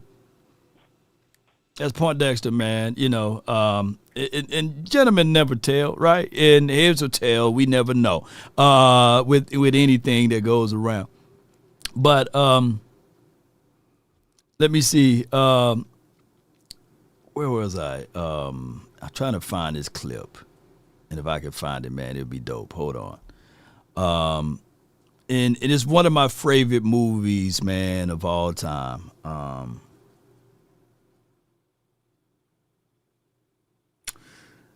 It's a movie called White Man Can't Jump. And I forgot her name. I think her last name is Perez. And when we were young, we watched this show thousands of times, man. Because back in the days, shoot, y'all know what I'm talking about, right? But neither here nor there. Let me see if I can find this clip. And she was talking about sometimes you win, but you lose. Or sometimes you lose, but you really win. And this is what football is about to that degree. And it's the nature of how you win and how you lose. Let me see if I can find that clip. It may go to a commercial, but y'all bear with me. Let me see if I see. Hold on, let me see. So let me see. I don't know if y'all can hear that. Let me see if I can bump up that audio. But for those who've been following the channel, y'all know exactly what I'm talking about, okay? Poindexter got wisdom. Yes, indeed. Yes, indeed. All right, so boom, let me go to, boom, let me see if I can find it. Oh, here you go. If you lose, but under no circumstances do you ask for the money back. Yeah. Because it's not part of the rules. Oh, yeah? Well, you know, Billy, I got a different set of rules of mine. You want to hear them? Listen. Hey, whisper. Sometimes when you win, you really lose. And sometimes when you lose, you really win. And sometimes when you win or lose, you actually tie. And sometimes when you tie, you actually win or lose. I hate it when you talk like that. It makes me crazy when you talk like that. Winning and losing is all one big organic globule. Rules are... Yeah, rules of engagement, man. And y'all know I'm telling the truth with that, right? And I don't know if you guys can hear because it's a very faint audio. But rewind, bump the audio up, and listen to what she said. And when I was younger, I didn't know how complicated women were when she said that she was thirsty, right? And the guy went and got some damn water and gave it to her. And that's when I started to know and understand that, man, we still gonna forever be trying to figure out women. You know what I'm saying? Yeah, you could be as young and you won't know him, and you could be as old as Jerry Jones and you still won't know him. Because she was saying she was thirsty. He went and gave her some water, and she didn't want the water. But y'all have to go watch it. It's an old school classic, man, movie, and it's crazy. Yeah, it's crazy. It's crazy with some good stuff and good meanings in there. I got the next caller in there, and I hope that any woman that's listening right now, that I'm not trying to offend y'all, but I'm just saying it is for what it is. Yeah, that boy Al Bundy, shout out to you. Who else we got here? Man, y'all trolling. Okay. Yeah. I got my guy for the 206, MJ. You in the mix. Talk to us, man. What up, Law? What's up? Happy Sabbath. Happy Sabbath. I'm just chilling, man. About to get ready for this class at 2 Sabbath class. It's a day of rest. Mm-hmm. So I'm just chilling. Listen to your show before we do our class. Right. Yeah, man. Everything sounds good. Like I said, don't get too excited. Like when I watched the Cowboys for the last years, I always watched the first and second quarter. And I used to watch how our defense and offense play. I'm talking about like when they used to play the first team. I go to the first and second half, and then I see how they do. And then that's how I said, okay, that's good. I don't get too high, too low. Because those, like I said, like you just said, New Orleans went 4-0. Everybody was gee. They went 0-16. Yeah. So, man, yeah. That's stuff. I mean, when I look, everybody can get, because Philly didn't play, that quarterback didn't play. So, right. You got to and he's doing, you need that second and third and fourth. Who can move up? Can the fourth string guy beat out the second string guy? Right. That's what you're looking for. Right. And if I'm Philadelphia Eagles, I'm coming off of a Super Bowl. You are the premium cut right now. You're the premium cut. So right now, you are the measuring stick. Right. So now you got to defend. And what happened? And what happened here is over a course of years, MJ, is that even though they are defending their title, the Cowboys got to defend their name. And our name is still bigger than their title. And what Eagles fans fail to realize, they don't understand that, MJ. is that They the don't Cowboys name is bigger than their title. The Cowboys name is bigger than the titles that Kansas City exhibited and exude for the last few years. Thank you. So when even when New England won Super Bowl, we still was bigger than New England. Yeah. So people know when it's the Cowboys, they're gonna give their all. They're gonna give their best. They get it all. They're gonna do that. So the Eagles this year, they're going to have some variations of teams saying, okay, we knock off the Eagles, we know for sure we can defeat a defending Super Bowl champ. So when they see the Cowboys, teams in general knows that if we knock off the Cowboys, we know that we beat the America's team, the sweetheart, the darlings, the nicest team in the National Football League, because now we can say we beat America's team. We was on primetime TV. We should beat America's team. And that's why we get everybody's best when they play us, regardless of what the circumstances or who we have. That's why every year, MJ, and I'm preaching to the choir because you know this. That's why every year is Super Bowl or bust for us. No other team team got those expectations. There's no excuse. Yeah. We like the Lakers. It's Super Bowl or bust. You either go or now they don't want to hear I barely made it. You know what I'm saying? So it's Super Bowl or bust for the Cowboys every time. And I want you to just educate some of the fans real quick. Law, you got to let everybody know. It's 31 teams. Right. Cowboy fans, and I've been watching them games. I've been watching other halfbacks on the second team, like y'all been crying for. Right. Saw some good halfbacks in preseason that these teams can't cook. And I'm going to tell you something. Them Cowboy halfbacks, guys, this is a warning. Yeah. The Cowboys is looking at them halfbacks from other teams that's fast, powerful, and if they catching and blocking and doing better than you, they're going to be on the Cowboy team at the end of the camp. They better. And the corner. They better. It's 31 teams we got to pick from. So, Cowboy fans, don't panic. Don't panic. It's about to come in. Y'all about to get what y'all want. And Lord, you know, these boys better. They playing for their life now. Because it's 31 of the teams that everybody looking at.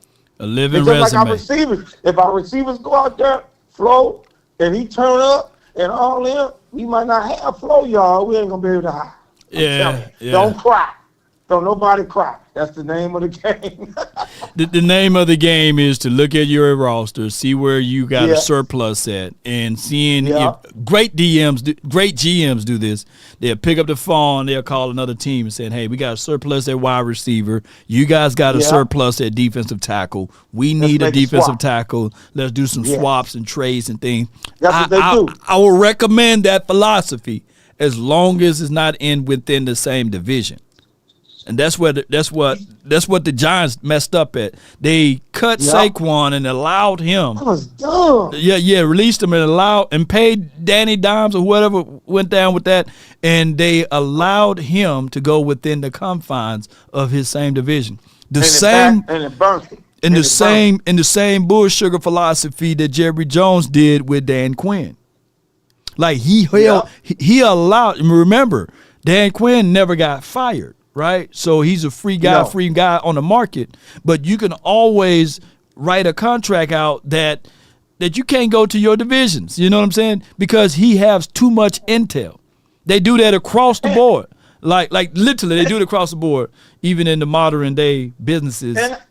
And you make good sense. I'm not going to get mad at Dan Quinn. No. Because you know what was going to happen, y'all? That offense that y'all saw the Redskins ran, that's the offense Dak would have ran with that offensive coordinator. And Dan Quinn would have been the coach. You see what I'm saying? Yeah. You see what I'm going that long? Yeah, I see where you're going. It was, man. But I'm glad because we got Shotty. Because when Shotty came, Shotty already knew I'm still this from Arizona. I'm still one of the best offensive line coach in college. I must take that one of the best receiver coach out of Oregon next to Ohio State. You see where I'm going along? Then, man, y'all got to get Shotty his credit, man. Shotty like, do. And another thing, I don't like getting people contract. Let the guy make his money. I think he's gonna end up making 45 because you gotta break it at 45 because next year gonna go high. Next year, that's what they're working out. You know what I'm saying? I think it's gonna be 45, y'all. It's gonna be a lot of money, but it's money that we see that the Cowboys could have gotten it for a lower rate. And the only reason why we so stingy with our money, and it's not our money, it's the league's money. The only reason why we're stingy with it is because they've been keep saying the same excuses. I'm talking about the front office, the pie. We got to spend for this money, and we can't go out here and do this and that. But in actuality, it's them that don't know how to handle the finances for the Cowboys as far as forecasting, because they operate from an old archaic mindset and from rules that don't even exist anymore, right? Like they are playing with the old school Nintendo controllers when we on PS5s and stuff. You get what I'm saying? They only got 2 buttons here. They only got 2 buttons. And them 2 buttons ain't working, bro. I appreciate you for calling in, bro. Yeah, good show, Lord. And how about them Cowboys and Cowboy fans? Just watch the game. What you want to do, like me and Long say, look for the player who's playing the best. Don't worry about the score. And you're going to do that for the next 3 games, and then we get ready for Philly. Stop worrying about the stupid. You know what I'm saying. No doubt. How about them Cowboys? No doubt, man. And that's what we do. Yeah. How about them Cowboys? Yeah. It's called deflections, Law. Yeah. They do a lot of deflecting. And when we call them out, they deflect even more. Like, we use the same verbatim excuse. Now, granted, the salary cap league is a hard cap league, and I get all of that, ladies and gentlemen. I understand it, right? Finances and principles and all this stuff. I get it, But the league, believe it or not, is not in trouble with making money since Roger Goodell's been here. Maybe Paul Tagliabue, maybe he didn't know how to manage the money and grow the pot. But one thing I can tell y'all about Roger Goodell, he's been growing the pot. It ain't talking about marijuana. He's been growing the pot of revenue for the NFL, and maybe, just maybe, the fear of not being able to move from one year to the next were very true in 97, 98, 99, early parts of 2000. But since social media and everything and the gladiator sport that it is, even Roger Goodell came out last week saying we don't even compete against NBA, soccer, and any of these guys. We competing against Tesla and Apple.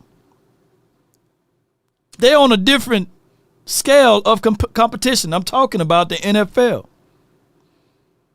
So what the Cowboys should do is stop bullsugaring around and talking about we can't afford this, we can't afford that, when I can just go to these sites that give you unbelievable information and intel. Man, what kind of model this is over here? Boy. All right, so when we go to this site over to the cap.com, let me see, we go back up here. We're going to go to thecowboys.com, and we're going to see over the cap $31 million. $31 million. Got money, man. You can prorate, spread that money out, trust and believe. Today, the Cowboys can pay Parsons, Tyler Smith, Deron Bland, and get all of this stuff out the way.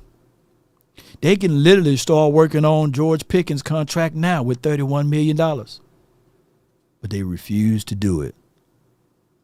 They operate out of comfort. Law, do you have any truth to this? Patriots got 59. Lions got 47. The 41ers got 47. They paid their quarterback $250 million too. They paid Brandon Ayuk north of $30 million as well.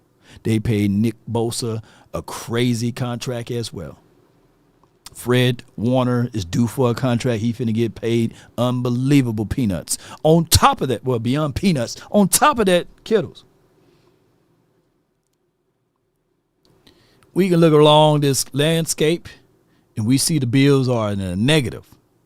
We see that the Giants got $3.8 million. Falcons 4.8, the Broncos 5.5. That's just the price of doing business, ladies and gentlemen. There's no trouble within the confines of the NFL, especially as it relates to the salary cap when it's growing crazily. Yeah.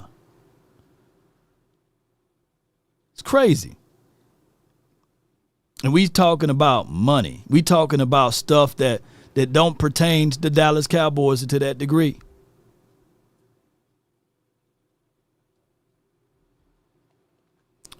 And they try, Trent Williams, all of them boys, and Trent Williams, right? Don't play band, let him walk. Shavers. Before I let the next caller on, that, my friend, is one of the finite reasons why we don't go far in the National Football League.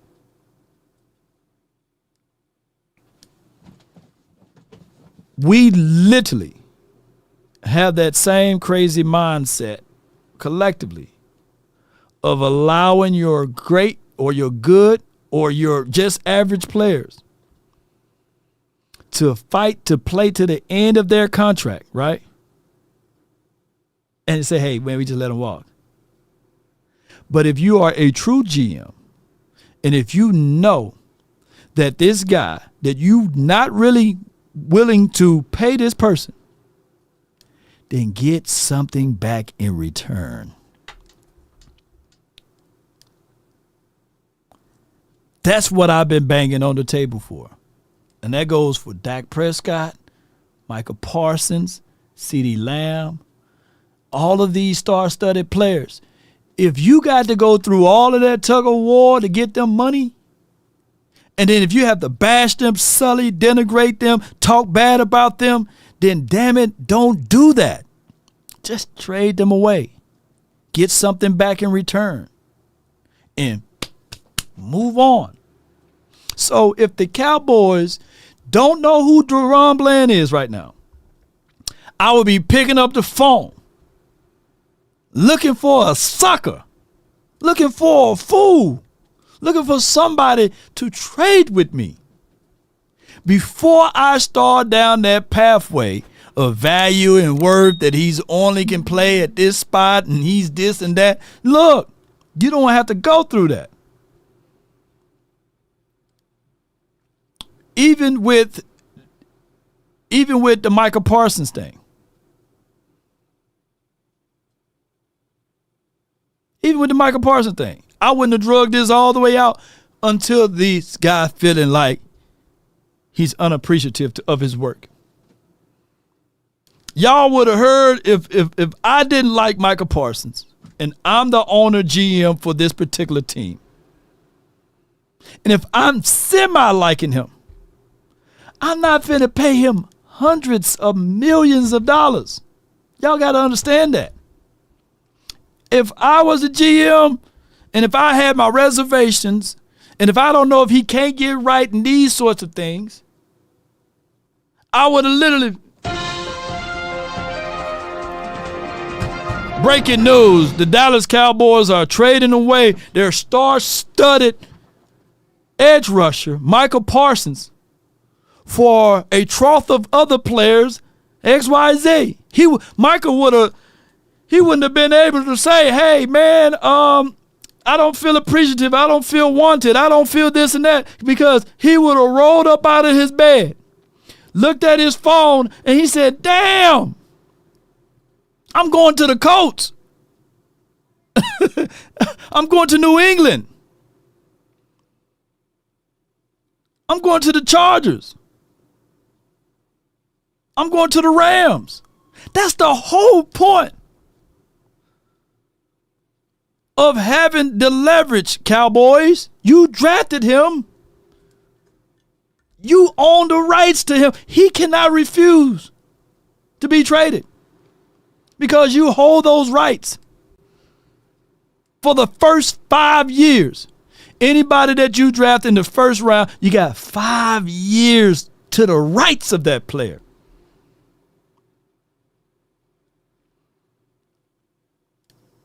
But when you feel froggy and you feel insecure, and if you don't understand how talking or allowing someone to degrade your product, to step on your product, well, he said, man, Blue Magic is a brand name.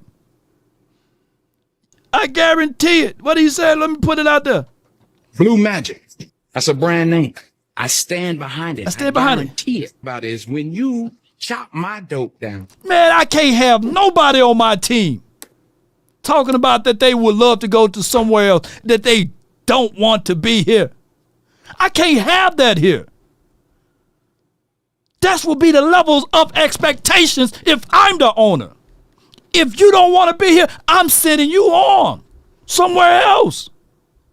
And we as Cowboy fans, we are stuck in this doggone paradox or prison for the Joneses. I can't have that. Oh, there was other players that said, well, so what? He wasn't the first one to say it. But you got to understand that playing here is the equivalent that I want it to be like heaven. You don't go to heaven and say, man, you know what? I don't want to be here no more, man. Look at his wings, man. His wings are a little bit longer than mine. What you think G.O.D. You say, oh, say again, you don't want to be here? Oh, I got somewhere to send you, you know. I got somewhere to send you, you know. That's the reality of it. But when you allowed it to get that far. Blue Magic, that's a brand name. I stand behind it. I guarantee it. About is when you chop my dope down. When you chop it down and rebrand it as your own, that takes away. So when I get a player on my team that I'm about to give them hundreds of millions of dollars, and they already profess that they don't want to be here, I mean, they didn't already thought about it. I'm leaving. That's not 100%. Darren Posey, $10. I just passed the collection plate around. Chat, the doors are closed locked. Law is talkin'. Hell yeah, Posey. Look, let y'all have a squeeze or your wife or your significant other, give or take. Saying that they don't want to be here no more. I don't want to be in a relationship no more. And the next time you pull up your phone, they in the club or something, or they liking other people's pictures and doing all this other stuff. And you trying to say, well, hey, you know, I allow them to go out and do their thing. And then you bring them back and buy them a new car? You buy them a new house? No, it don't work that way. If you're already flirting with the other side, then go to the other side is what I'm getting at. And I'm team pay Michael Parsons. But that relationship, that divide is already there.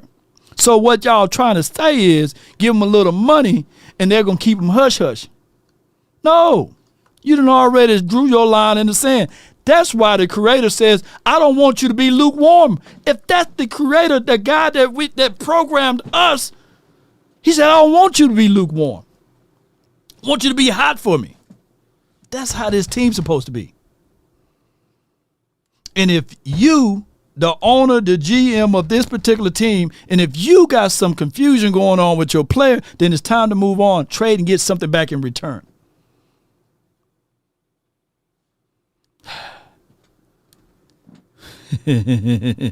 I can't make this stuff up. I got Darius from the 214. You're live on the Nation, brought to you by RogueShop. Man, talk to me, bro. Lucky you. I can hear you well, bro.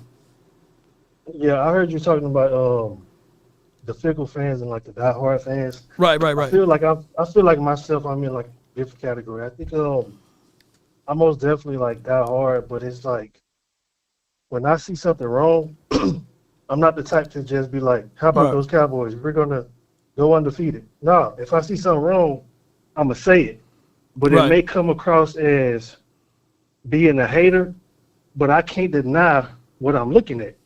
Yeah. So if I see some bullshit in the coaching staff, I'm not just finna say nothing, or I'm not just finna blindly root for the team like everybody else. No. I'm gonna specifically say, hey man, this shit finna be ass. like I get the fandom and all of that, bro. This year about to be ass. I'm telling you, because I'm seeing it before it happened. Like I'm not like if we only win 5 games, then I'm not finna be surprised because I'm looking at who's leading us. He's trash. You know what I'm saying? So hold tight. I got a super chat. For me, it's always Super Bowl or bust. But for this season, it just go Cowboys. Yes, indeed. So V kind of like echoing what you said. It's always Super Bowl or bust, right? Just like you have a son or a daughter, you're going to always support them and say, hey, I want what's best for you, right? But that doesn't mean that they're going to go to law school, right? It's just how it goes, right? So it's at the end of the day, he says it's always Super Bowl or bust. It's a good super chat. But for this season, it's just go Cowboys. It's just go Cowboys. And if anything else happened down the stretch, it's good for us. But one thing that I don't want, right, if you have a son or a daughter and you raising them, right, and all of a sudden they tell you, Darius, I no longer want to live in this house. I want to stay with uncle and them, right? Right. That means that you done did something to cross the line such in a way, or they feel such in a way that they no longer want to be in the presence of you. And money don't resolve that, because these are feelings. Right? These are feelings that they saying that they no longer want to be here. So somebody posted, so you're saying trade Michael Parsons. But that's his desire. He said, I no longer desire to play for the Cowboys. I'm gonna try my best to talk to him, and if he don't come out with another statement to rebuttal that request of saying that, hey man, I was in my feelings, I want to be a Cowboy for the rest of my life, then that's a whole nother conversation. But I don't want people on my side, right, saying that they no longer wants to be here. I want people to be here that's here. You see what I'm saying? Yeah, we don't got hostages. We got volunteers, basically. Oh boy, yeah. So right now, oh man, you're brilliant with that quote. We don't want hostages. You know what I'm saying? Yeah. But good stuff, bro. What else you got for me? But so like, hold on right quick. Let me, because I know my what's your name. All right, so yeah, so basically this year my expectations is an NFC Championship. That's just my personal expectations. Right. I'm not saying we finna go Super Bowl or bust. That's not my expectations. I don't give a. Of course, you know the ESPN and everybody else may have something different, but me personally, as long as we make it to an NFC Championship, I don't give a damn.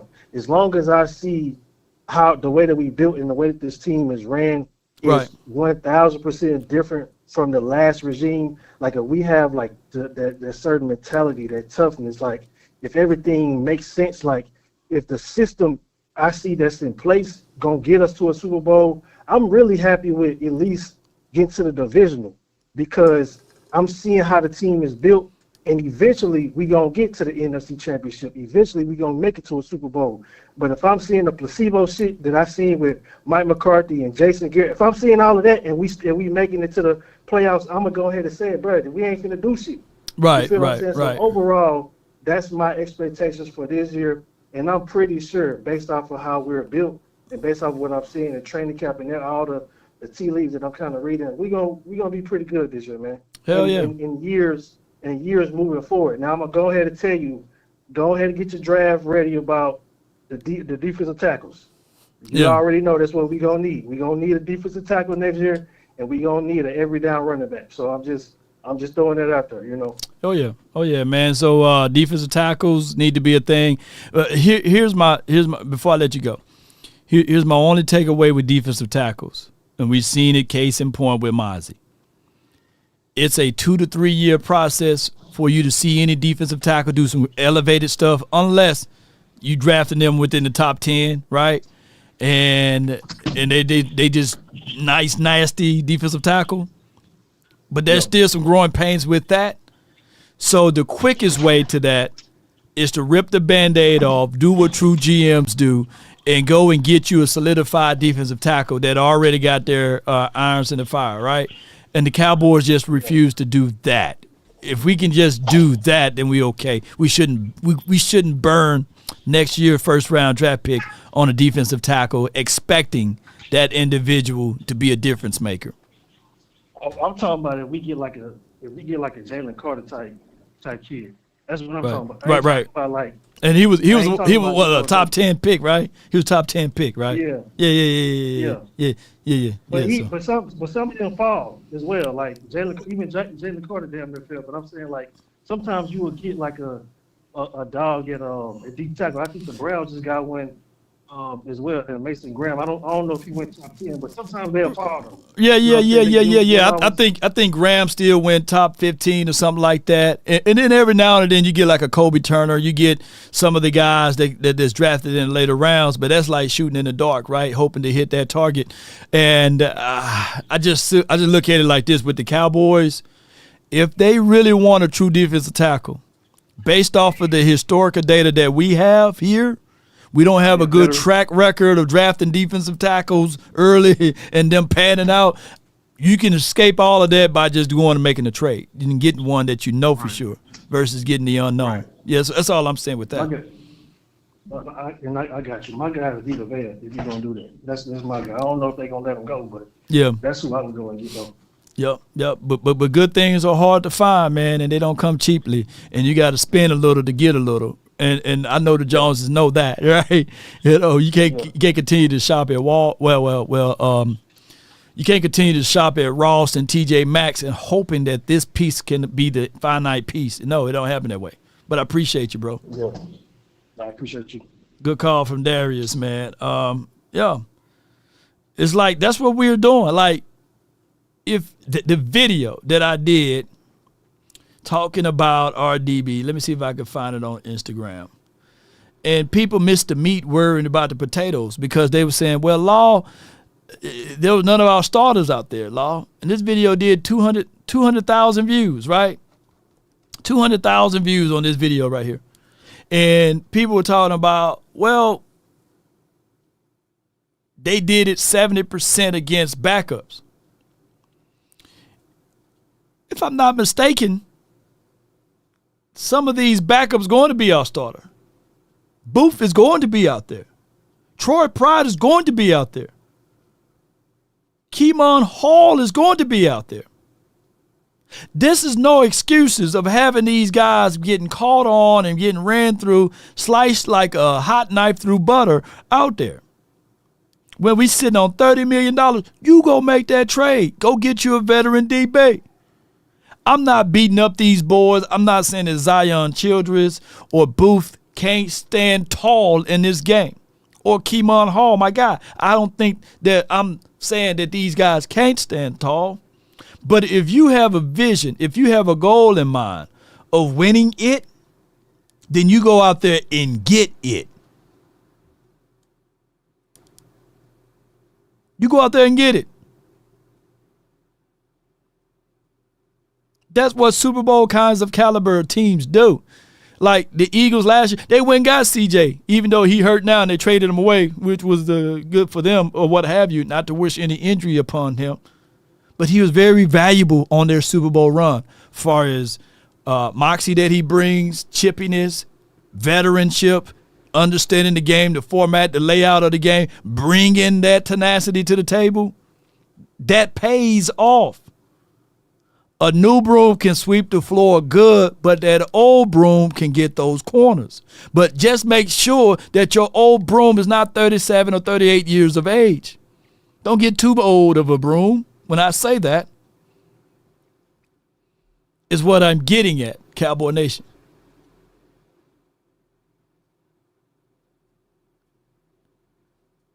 But it's going to go in one ear and one out the other. Revel is not playing week 1. Diggs should not be playing week 1. I like what he's doing, is the road to recovery, but he should not be playing week 1. He haven't been seeing live ammunition. Now, he get out there and embarrass himself and scale up, but no, don't rush him out there. Josh Butler, my dog, he shouldn't be playing week 1. Don't y'all know the people that I'm naming not even hurt, they recovering? We got Kyrie Elam and Bland. And when they ask, well, I'll go to this right here. When they ask my guy, where you ask him, what is it? This is CeeDee Lamb talking to my guy, John Machota. Cowboys Lamb, when asked which Cowboy DBs have given him hell in training camp. And he says, honestly, none of them. Man, if I'm a DB, man, I'm pissed off right now. I'm saying, CeeDee Lamb, lace him up, man. I'm finna shut you down. I don't give a dog how many Pro Bowls you've been to, how many balls you can caught. We need that, ladies and gentlemen.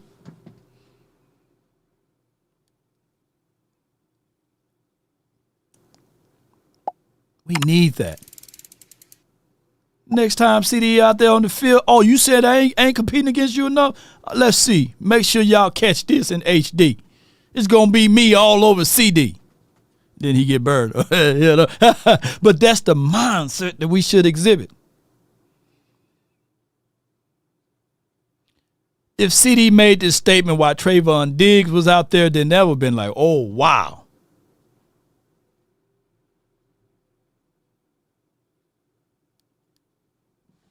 But neither here nor there.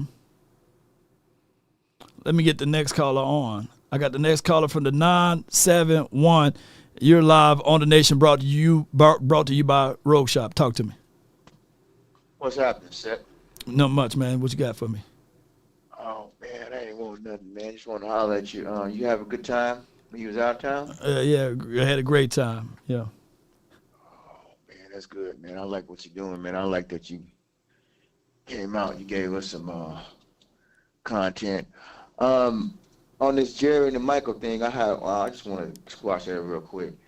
I've been reading something. It said even though the tongue is a little member, it's small, but it exerts powerful influence. Right. And it boasts great things. Right. It's responsible for great things, whether good or bad. Jerry, he can't watch his tongue. He says foul things. He's been doing this for over 30-something years, so you knew he was going to play these games.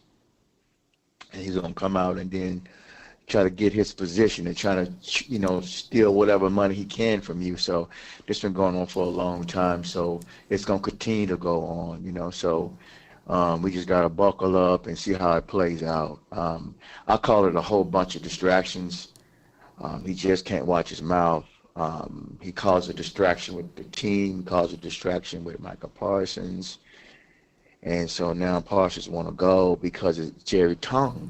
He has a foul tongue. It's gone on for many years. Right. So nobody wants to come and play for this organization. Nobody wants to come and coach this organization because of Jerry's tongues and what he does for many years. Mm-hmm.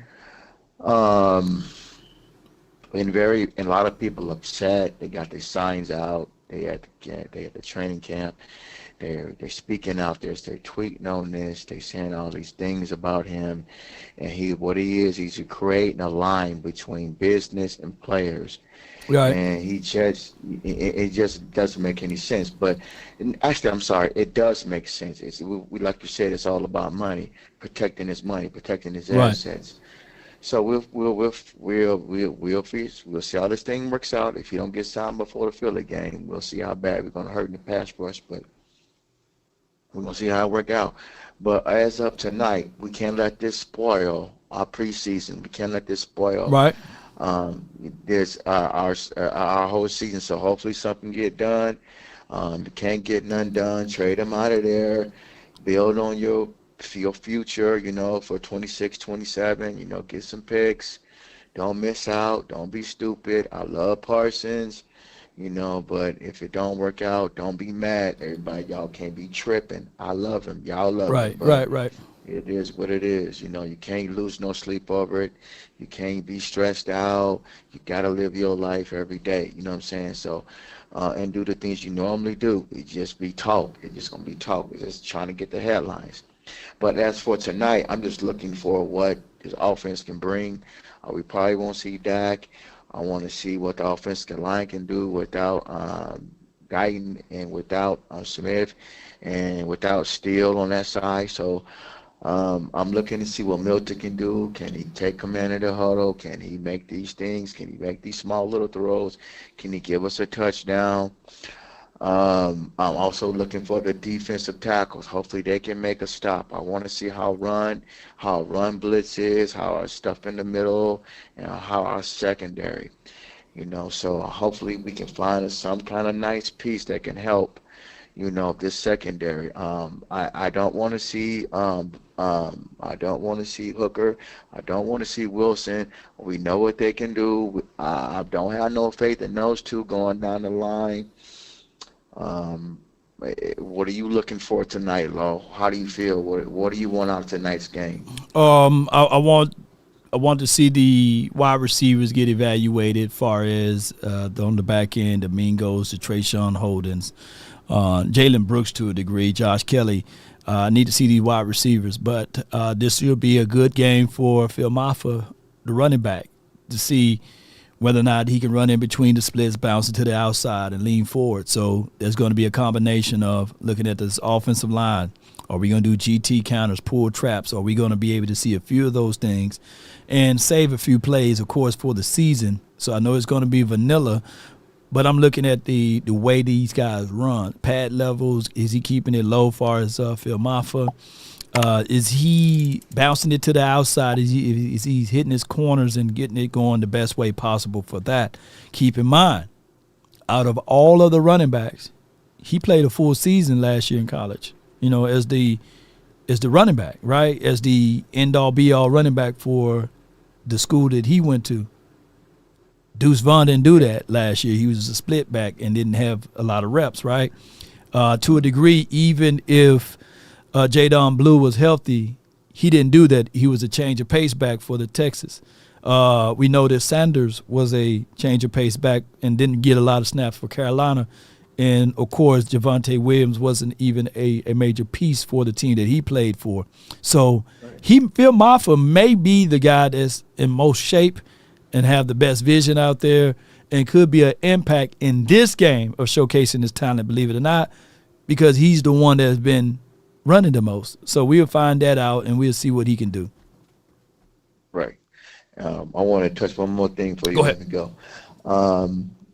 Now, the biggest thing that we have to jump over this hurdle that's plaguing this team, but we know Jerry is the biggest problem. Yeah. But we know it's been killing us for the last 5 years, and could be less. It's penalties. We got to figure out how to get our technique and our discipline together tonight. We have to correct. If we are okay with 5 penalties tonight or less, we are in good shape for 25. And I repeat that. If we get 5 penalties or less tonight, we are in pretty good shape. We have to correct our hands. We have to be careful in the secondary, and we have to be careful where the receivers are and our tight ends.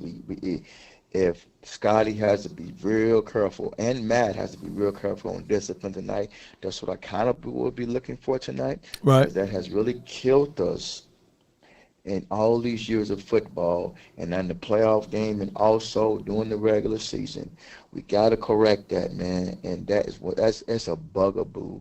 How you feel about that, Lo? Do you feel I'm on that, or no? What about those penalties tonight? This is going to be guys who trying to make this team. So I want them to be aggressive. I want them to play through the echoes of the whistle. As long as it's not the penalties like the pre-snap penalties like false starts, delay of games and stuff like that, I can live with that, you know.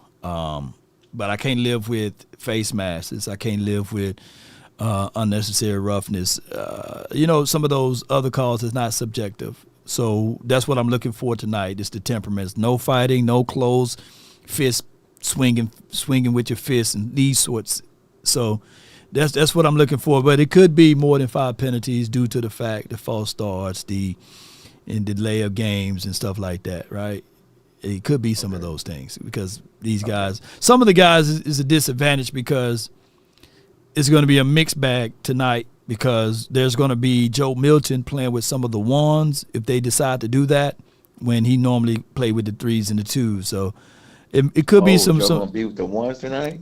Yeah, because they got to give some of the ones O-line and stuff like that involved. There's no way that you bench and put only the 2s out there without your ones. You get what I'm saying? Like I get the Lamb and the Pickens and the Dax not being out there and the Fergs, but you're going to have Turpins and some of the other guys out there and some of the other ones to be out there in the mix, especially the offensive line.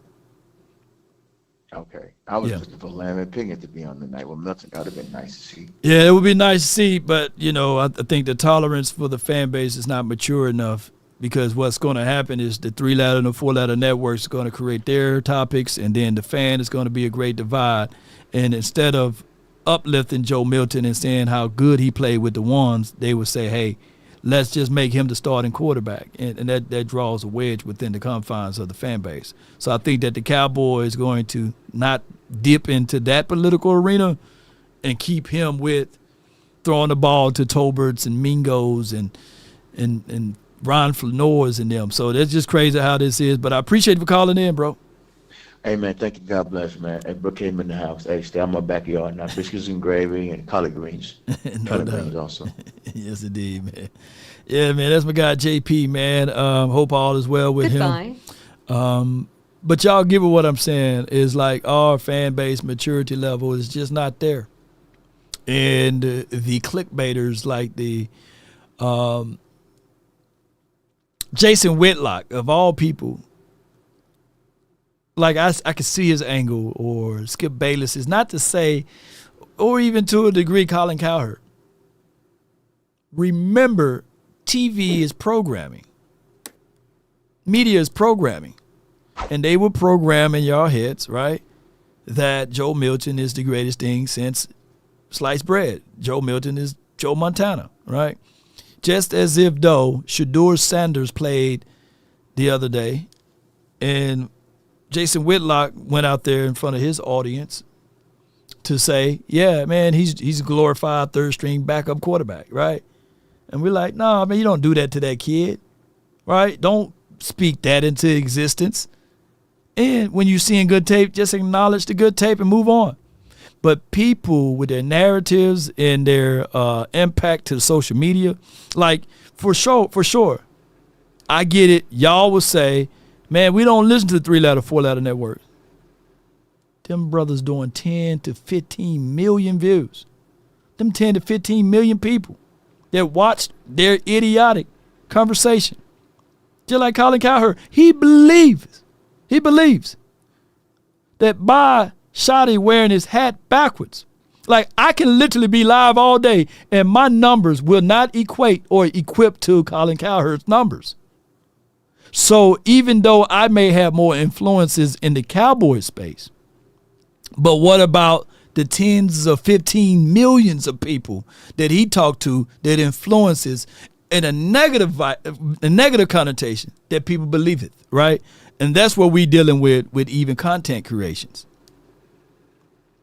Like I can have the same topic and give y'all bar for bar the greatest information for Shay Sharp and Ocho to cover that same topic, and millions would tune into them. Millions. Yeah. So it is for what it is. Colin Cowherd, the original podcaster. I feel you on that.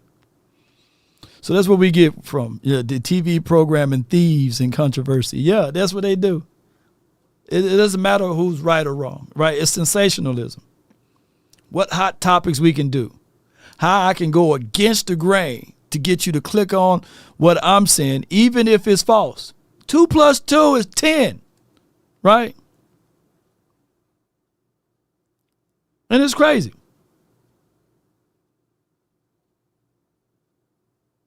The Pivot Podcast flew out to Oxnard, California. They have no credentials as far as from what the regulations and the rules are for the DallasCowboys.com to get credentials. But by their relations of being former players and beyond, they can get credentials to speak to Parsons, to speak to some of these players. I had to spend $6,000 to get out there to Oxnard to just get a 15-second conversation or a 20-second conversation to still get tapped on the shoulder, right? These guys are multimillionaires. Look at the pathway. But I refuse to work for a network. I probably could work for a network like NFL Network or ESPN or Fox, but then you won't have the authentic version of me. You get what I'm saying? So it goes back to even what you made a G today, but you made it in a sleazy way, right? So being an independent content creator, my voice is a voice, but my resources are straight from you guys. Right? So that's what I'm getting at, Cowboy Nation. Yes, it's cost a lot of money. It's cost a lot of sponsors. Yeah, we're a sponsor. You sponsor you. Yeah, but not this, you know. So that's how it goes, Cowboy Nation. As an independent content creator, sacrifices to report and deliver the news and the information. So yes, it pisses me off when I purchase the all 22 for the NFL, right? And I spend 8 to 10 hours on breaking down film and going over footages for me to get a note from the NFL saying, hey, this is demonetized because this content belongs to the NFL. When 4 or 5 years ago, we all used to do all 22. I can't get that money back if I already paid for the program that year for the all 22. These are things that underground, or dare I say, new media have to go through. But you guys will sit there and watch a celebrity or somebody on these bigger networks content all day when they don't even have to chop up the plays. They have someone else chop up the plays and they send it over to them, and they don't even have to burn 8 to 10 hours or combing through every footage and film. But we do. I'm just keeping it real. I'm not complaining. I'm just explaining. I'm blessed and highly favored. I'm not losing out on any money, but I'm just explaining to you guys that this is more than just me trying to be what I am.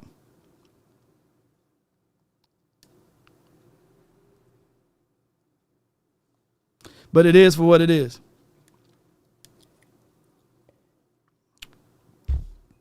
Every ideal that I've seen, .com done took and rebranded as they own. And that's cool.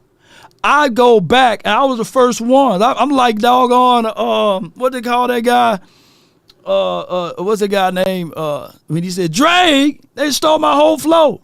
They wasn't putting advertisements on the side of the screen. They didn't have scrollers when I first started. When I first started on content, nobody put comments up.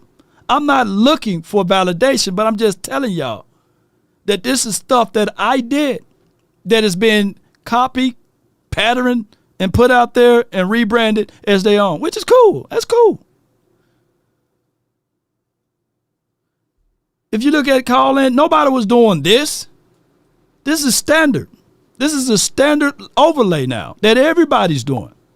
I'm the first one to create this with the phone on the side and everything and the promotion at the bottom. First one. So sometimes being the first one is the hardest one.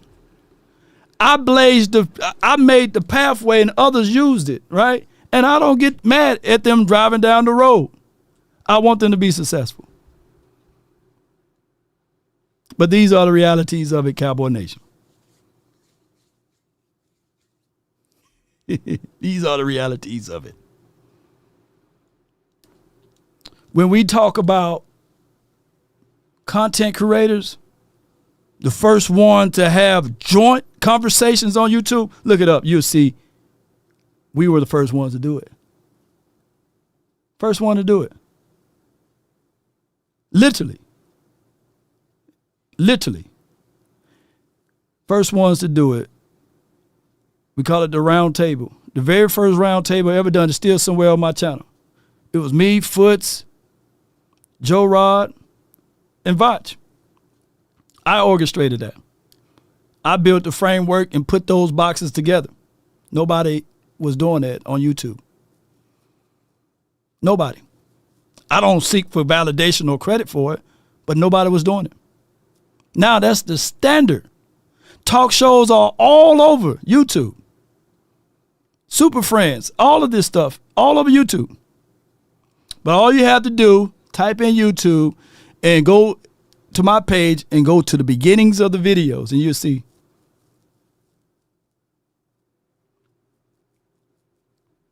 Shout out to my guy Skywalker. We brought Skywalker on, me and Big Game James. We was doing that 3 or 4 or 5 years before he even started YouTube. I gave so many keys away that I found lost keys to get back inside my own house. That's how crazy it is. The next Super Friends will be this week. Well, I guess, this coming up week. Oh, we're going to talk to real Cowboy Nation. Yeah. Law in this house. I got nothing but love for everybody, baby. But as we depart, because we're going to start up a new stream. Nothing but love for you, baby. I got nothing but love for you. Anything that y'all see that's around these streets in Cowboys community, even from what Cowboys Chat, I think that's the name, or Tom Downey, appreciate them. And I know that they do good numbers. But I was here way before they started their channel. I got videos that they done cropped and took from me. And I ain't trying to ask for no dollars back. On Facebook, I went out and said, damn, that's my whole video. Video did 4 million views. I didn't get a chat, a check, a conversation.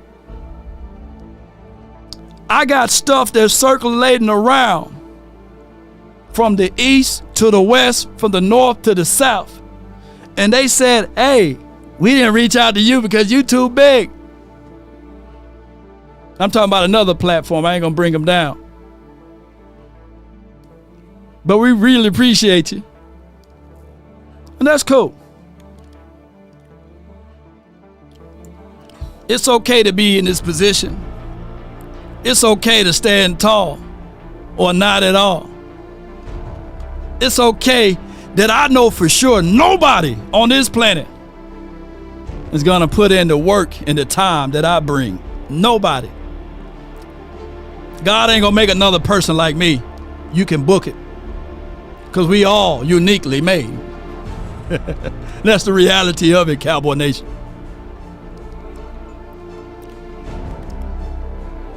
Shout out to my guy, Shango, the GOAT. I left LA too quick because Shango was like, hey, I got a ticket for you, man, to the game. I'm like, damn, but responsibilities are responsibilities.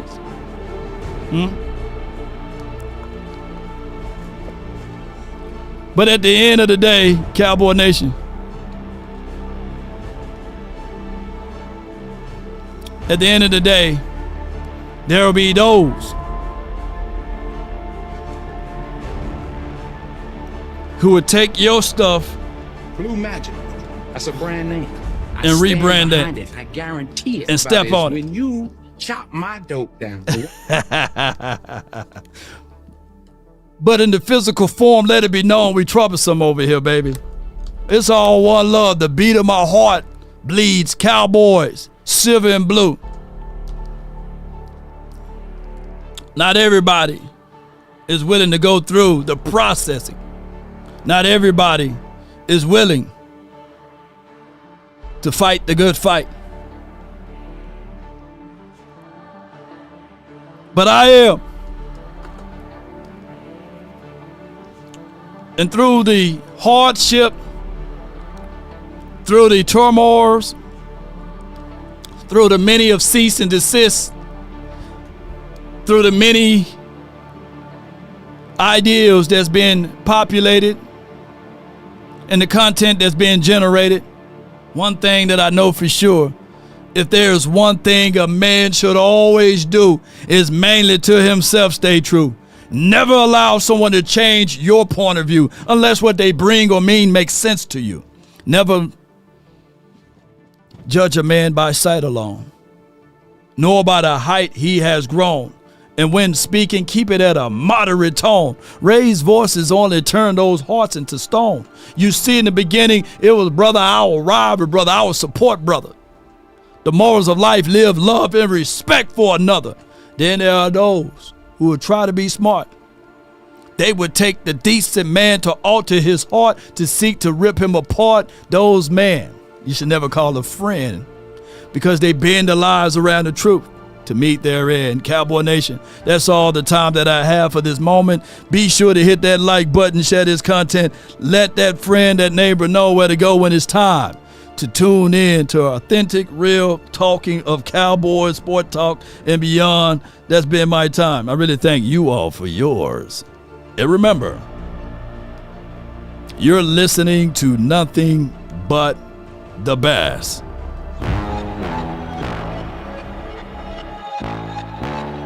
Come on. Tell them run it off. I wake up. Yeah. I wake up. Flex them down. Here's the truth, ladies and gentlemen.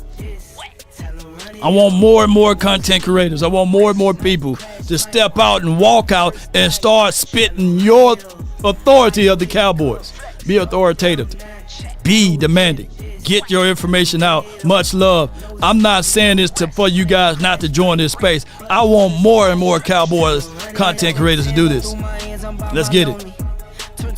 All I'm saying is stay true to it. Come on with it. And roll those credits. The first one in, the last one out. Can't call me lazy, baby. I need 6 rings like MJ. Law Nation, baby. I wake up. Law down Nation. Drip this. Tell 'em run it up. It's standard now to have drops, baby. Who the first one to have drops? Tell 'em run it up. I wake up. Flex. Thumb down that check. No drip this. Tell 'em run it up. No sleep, no rest. Might crash, might. But first dive. Tell 'em run it up. Y'all gon' make me take that trip way out to Europe. Come on. I call up Nigeria, come through in a hurry. Those London boys don't come to play, you should get worried. One false move, find yourself, they getting buried. Come on with it. Dance with the devil, used to love playing those games. Yeah. Made some bad decisions that brought my mama pain. Come on with it. I made a promise to her, swore that I would change. I'm on the come Shout up, out bet to I live up to my name. Law Nation, baby, Cowboys. I wake up, Tony, thumb down that. Jerry, No drip this. Ice, Run it up. Lisa, come on with it, baby. Crash might. Shout out to y'all. Tell 'em run it David up. Woods in the building. I wake up, Law thumb down that. Nation. No drip this. Tell 'em run it up. No sleep, no rest. Might crash, might. Ready? But first I tell 'em run it up. Destiny arrives all the same. Just slow it down just a little bit, baby. Let's give a shout out to those who supported the channel today. Shout out to you, Sean B. Thank you for the Cash App. Appreciate you, man. Thank you for all of your support. Shout out to you, Nathaniel. Thank you so much for your support. Pittman, thank you. V, appreciate you. Yeah.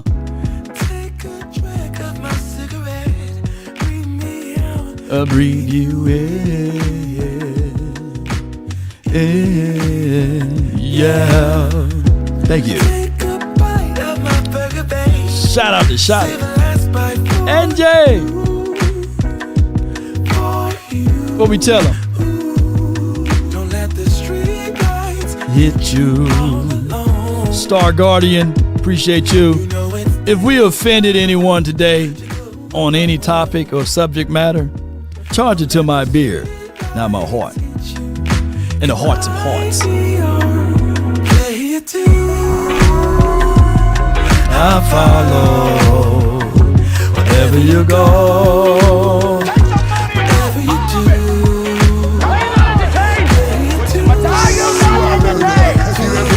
Swallowed up. 7 years of the perfect love. 7 more and another one. And another one. And another one. I think you were the one I loved. 7 wonders all in one. All in one. All in one. What we tell them? Don't let the street lights. Ice Cold Cowboy, be sure y'all put in Road to 6 in the chat. Road to 6. Come on. Don't let the street lights hit you. Can I be okay? Starting another stream in about 35 to 40 minutes. Let's get it, Cowboy Nation. One love, DC for life.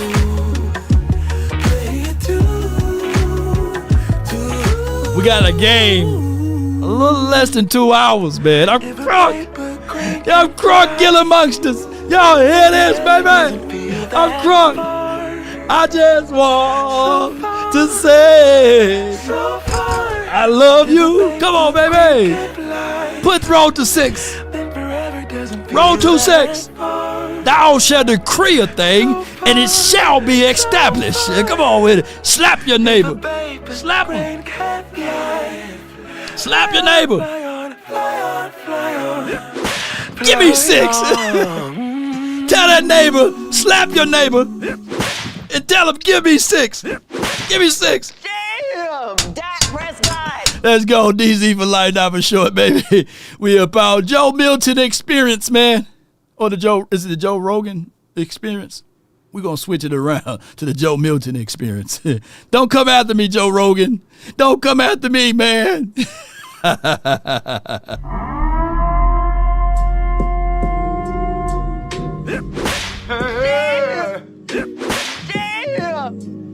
Ain't nobody calling. And they understand the cost that is involved. There's 1,000 of you. I said close them doors. Ushers, close the doors. Close the doors. Close the doors.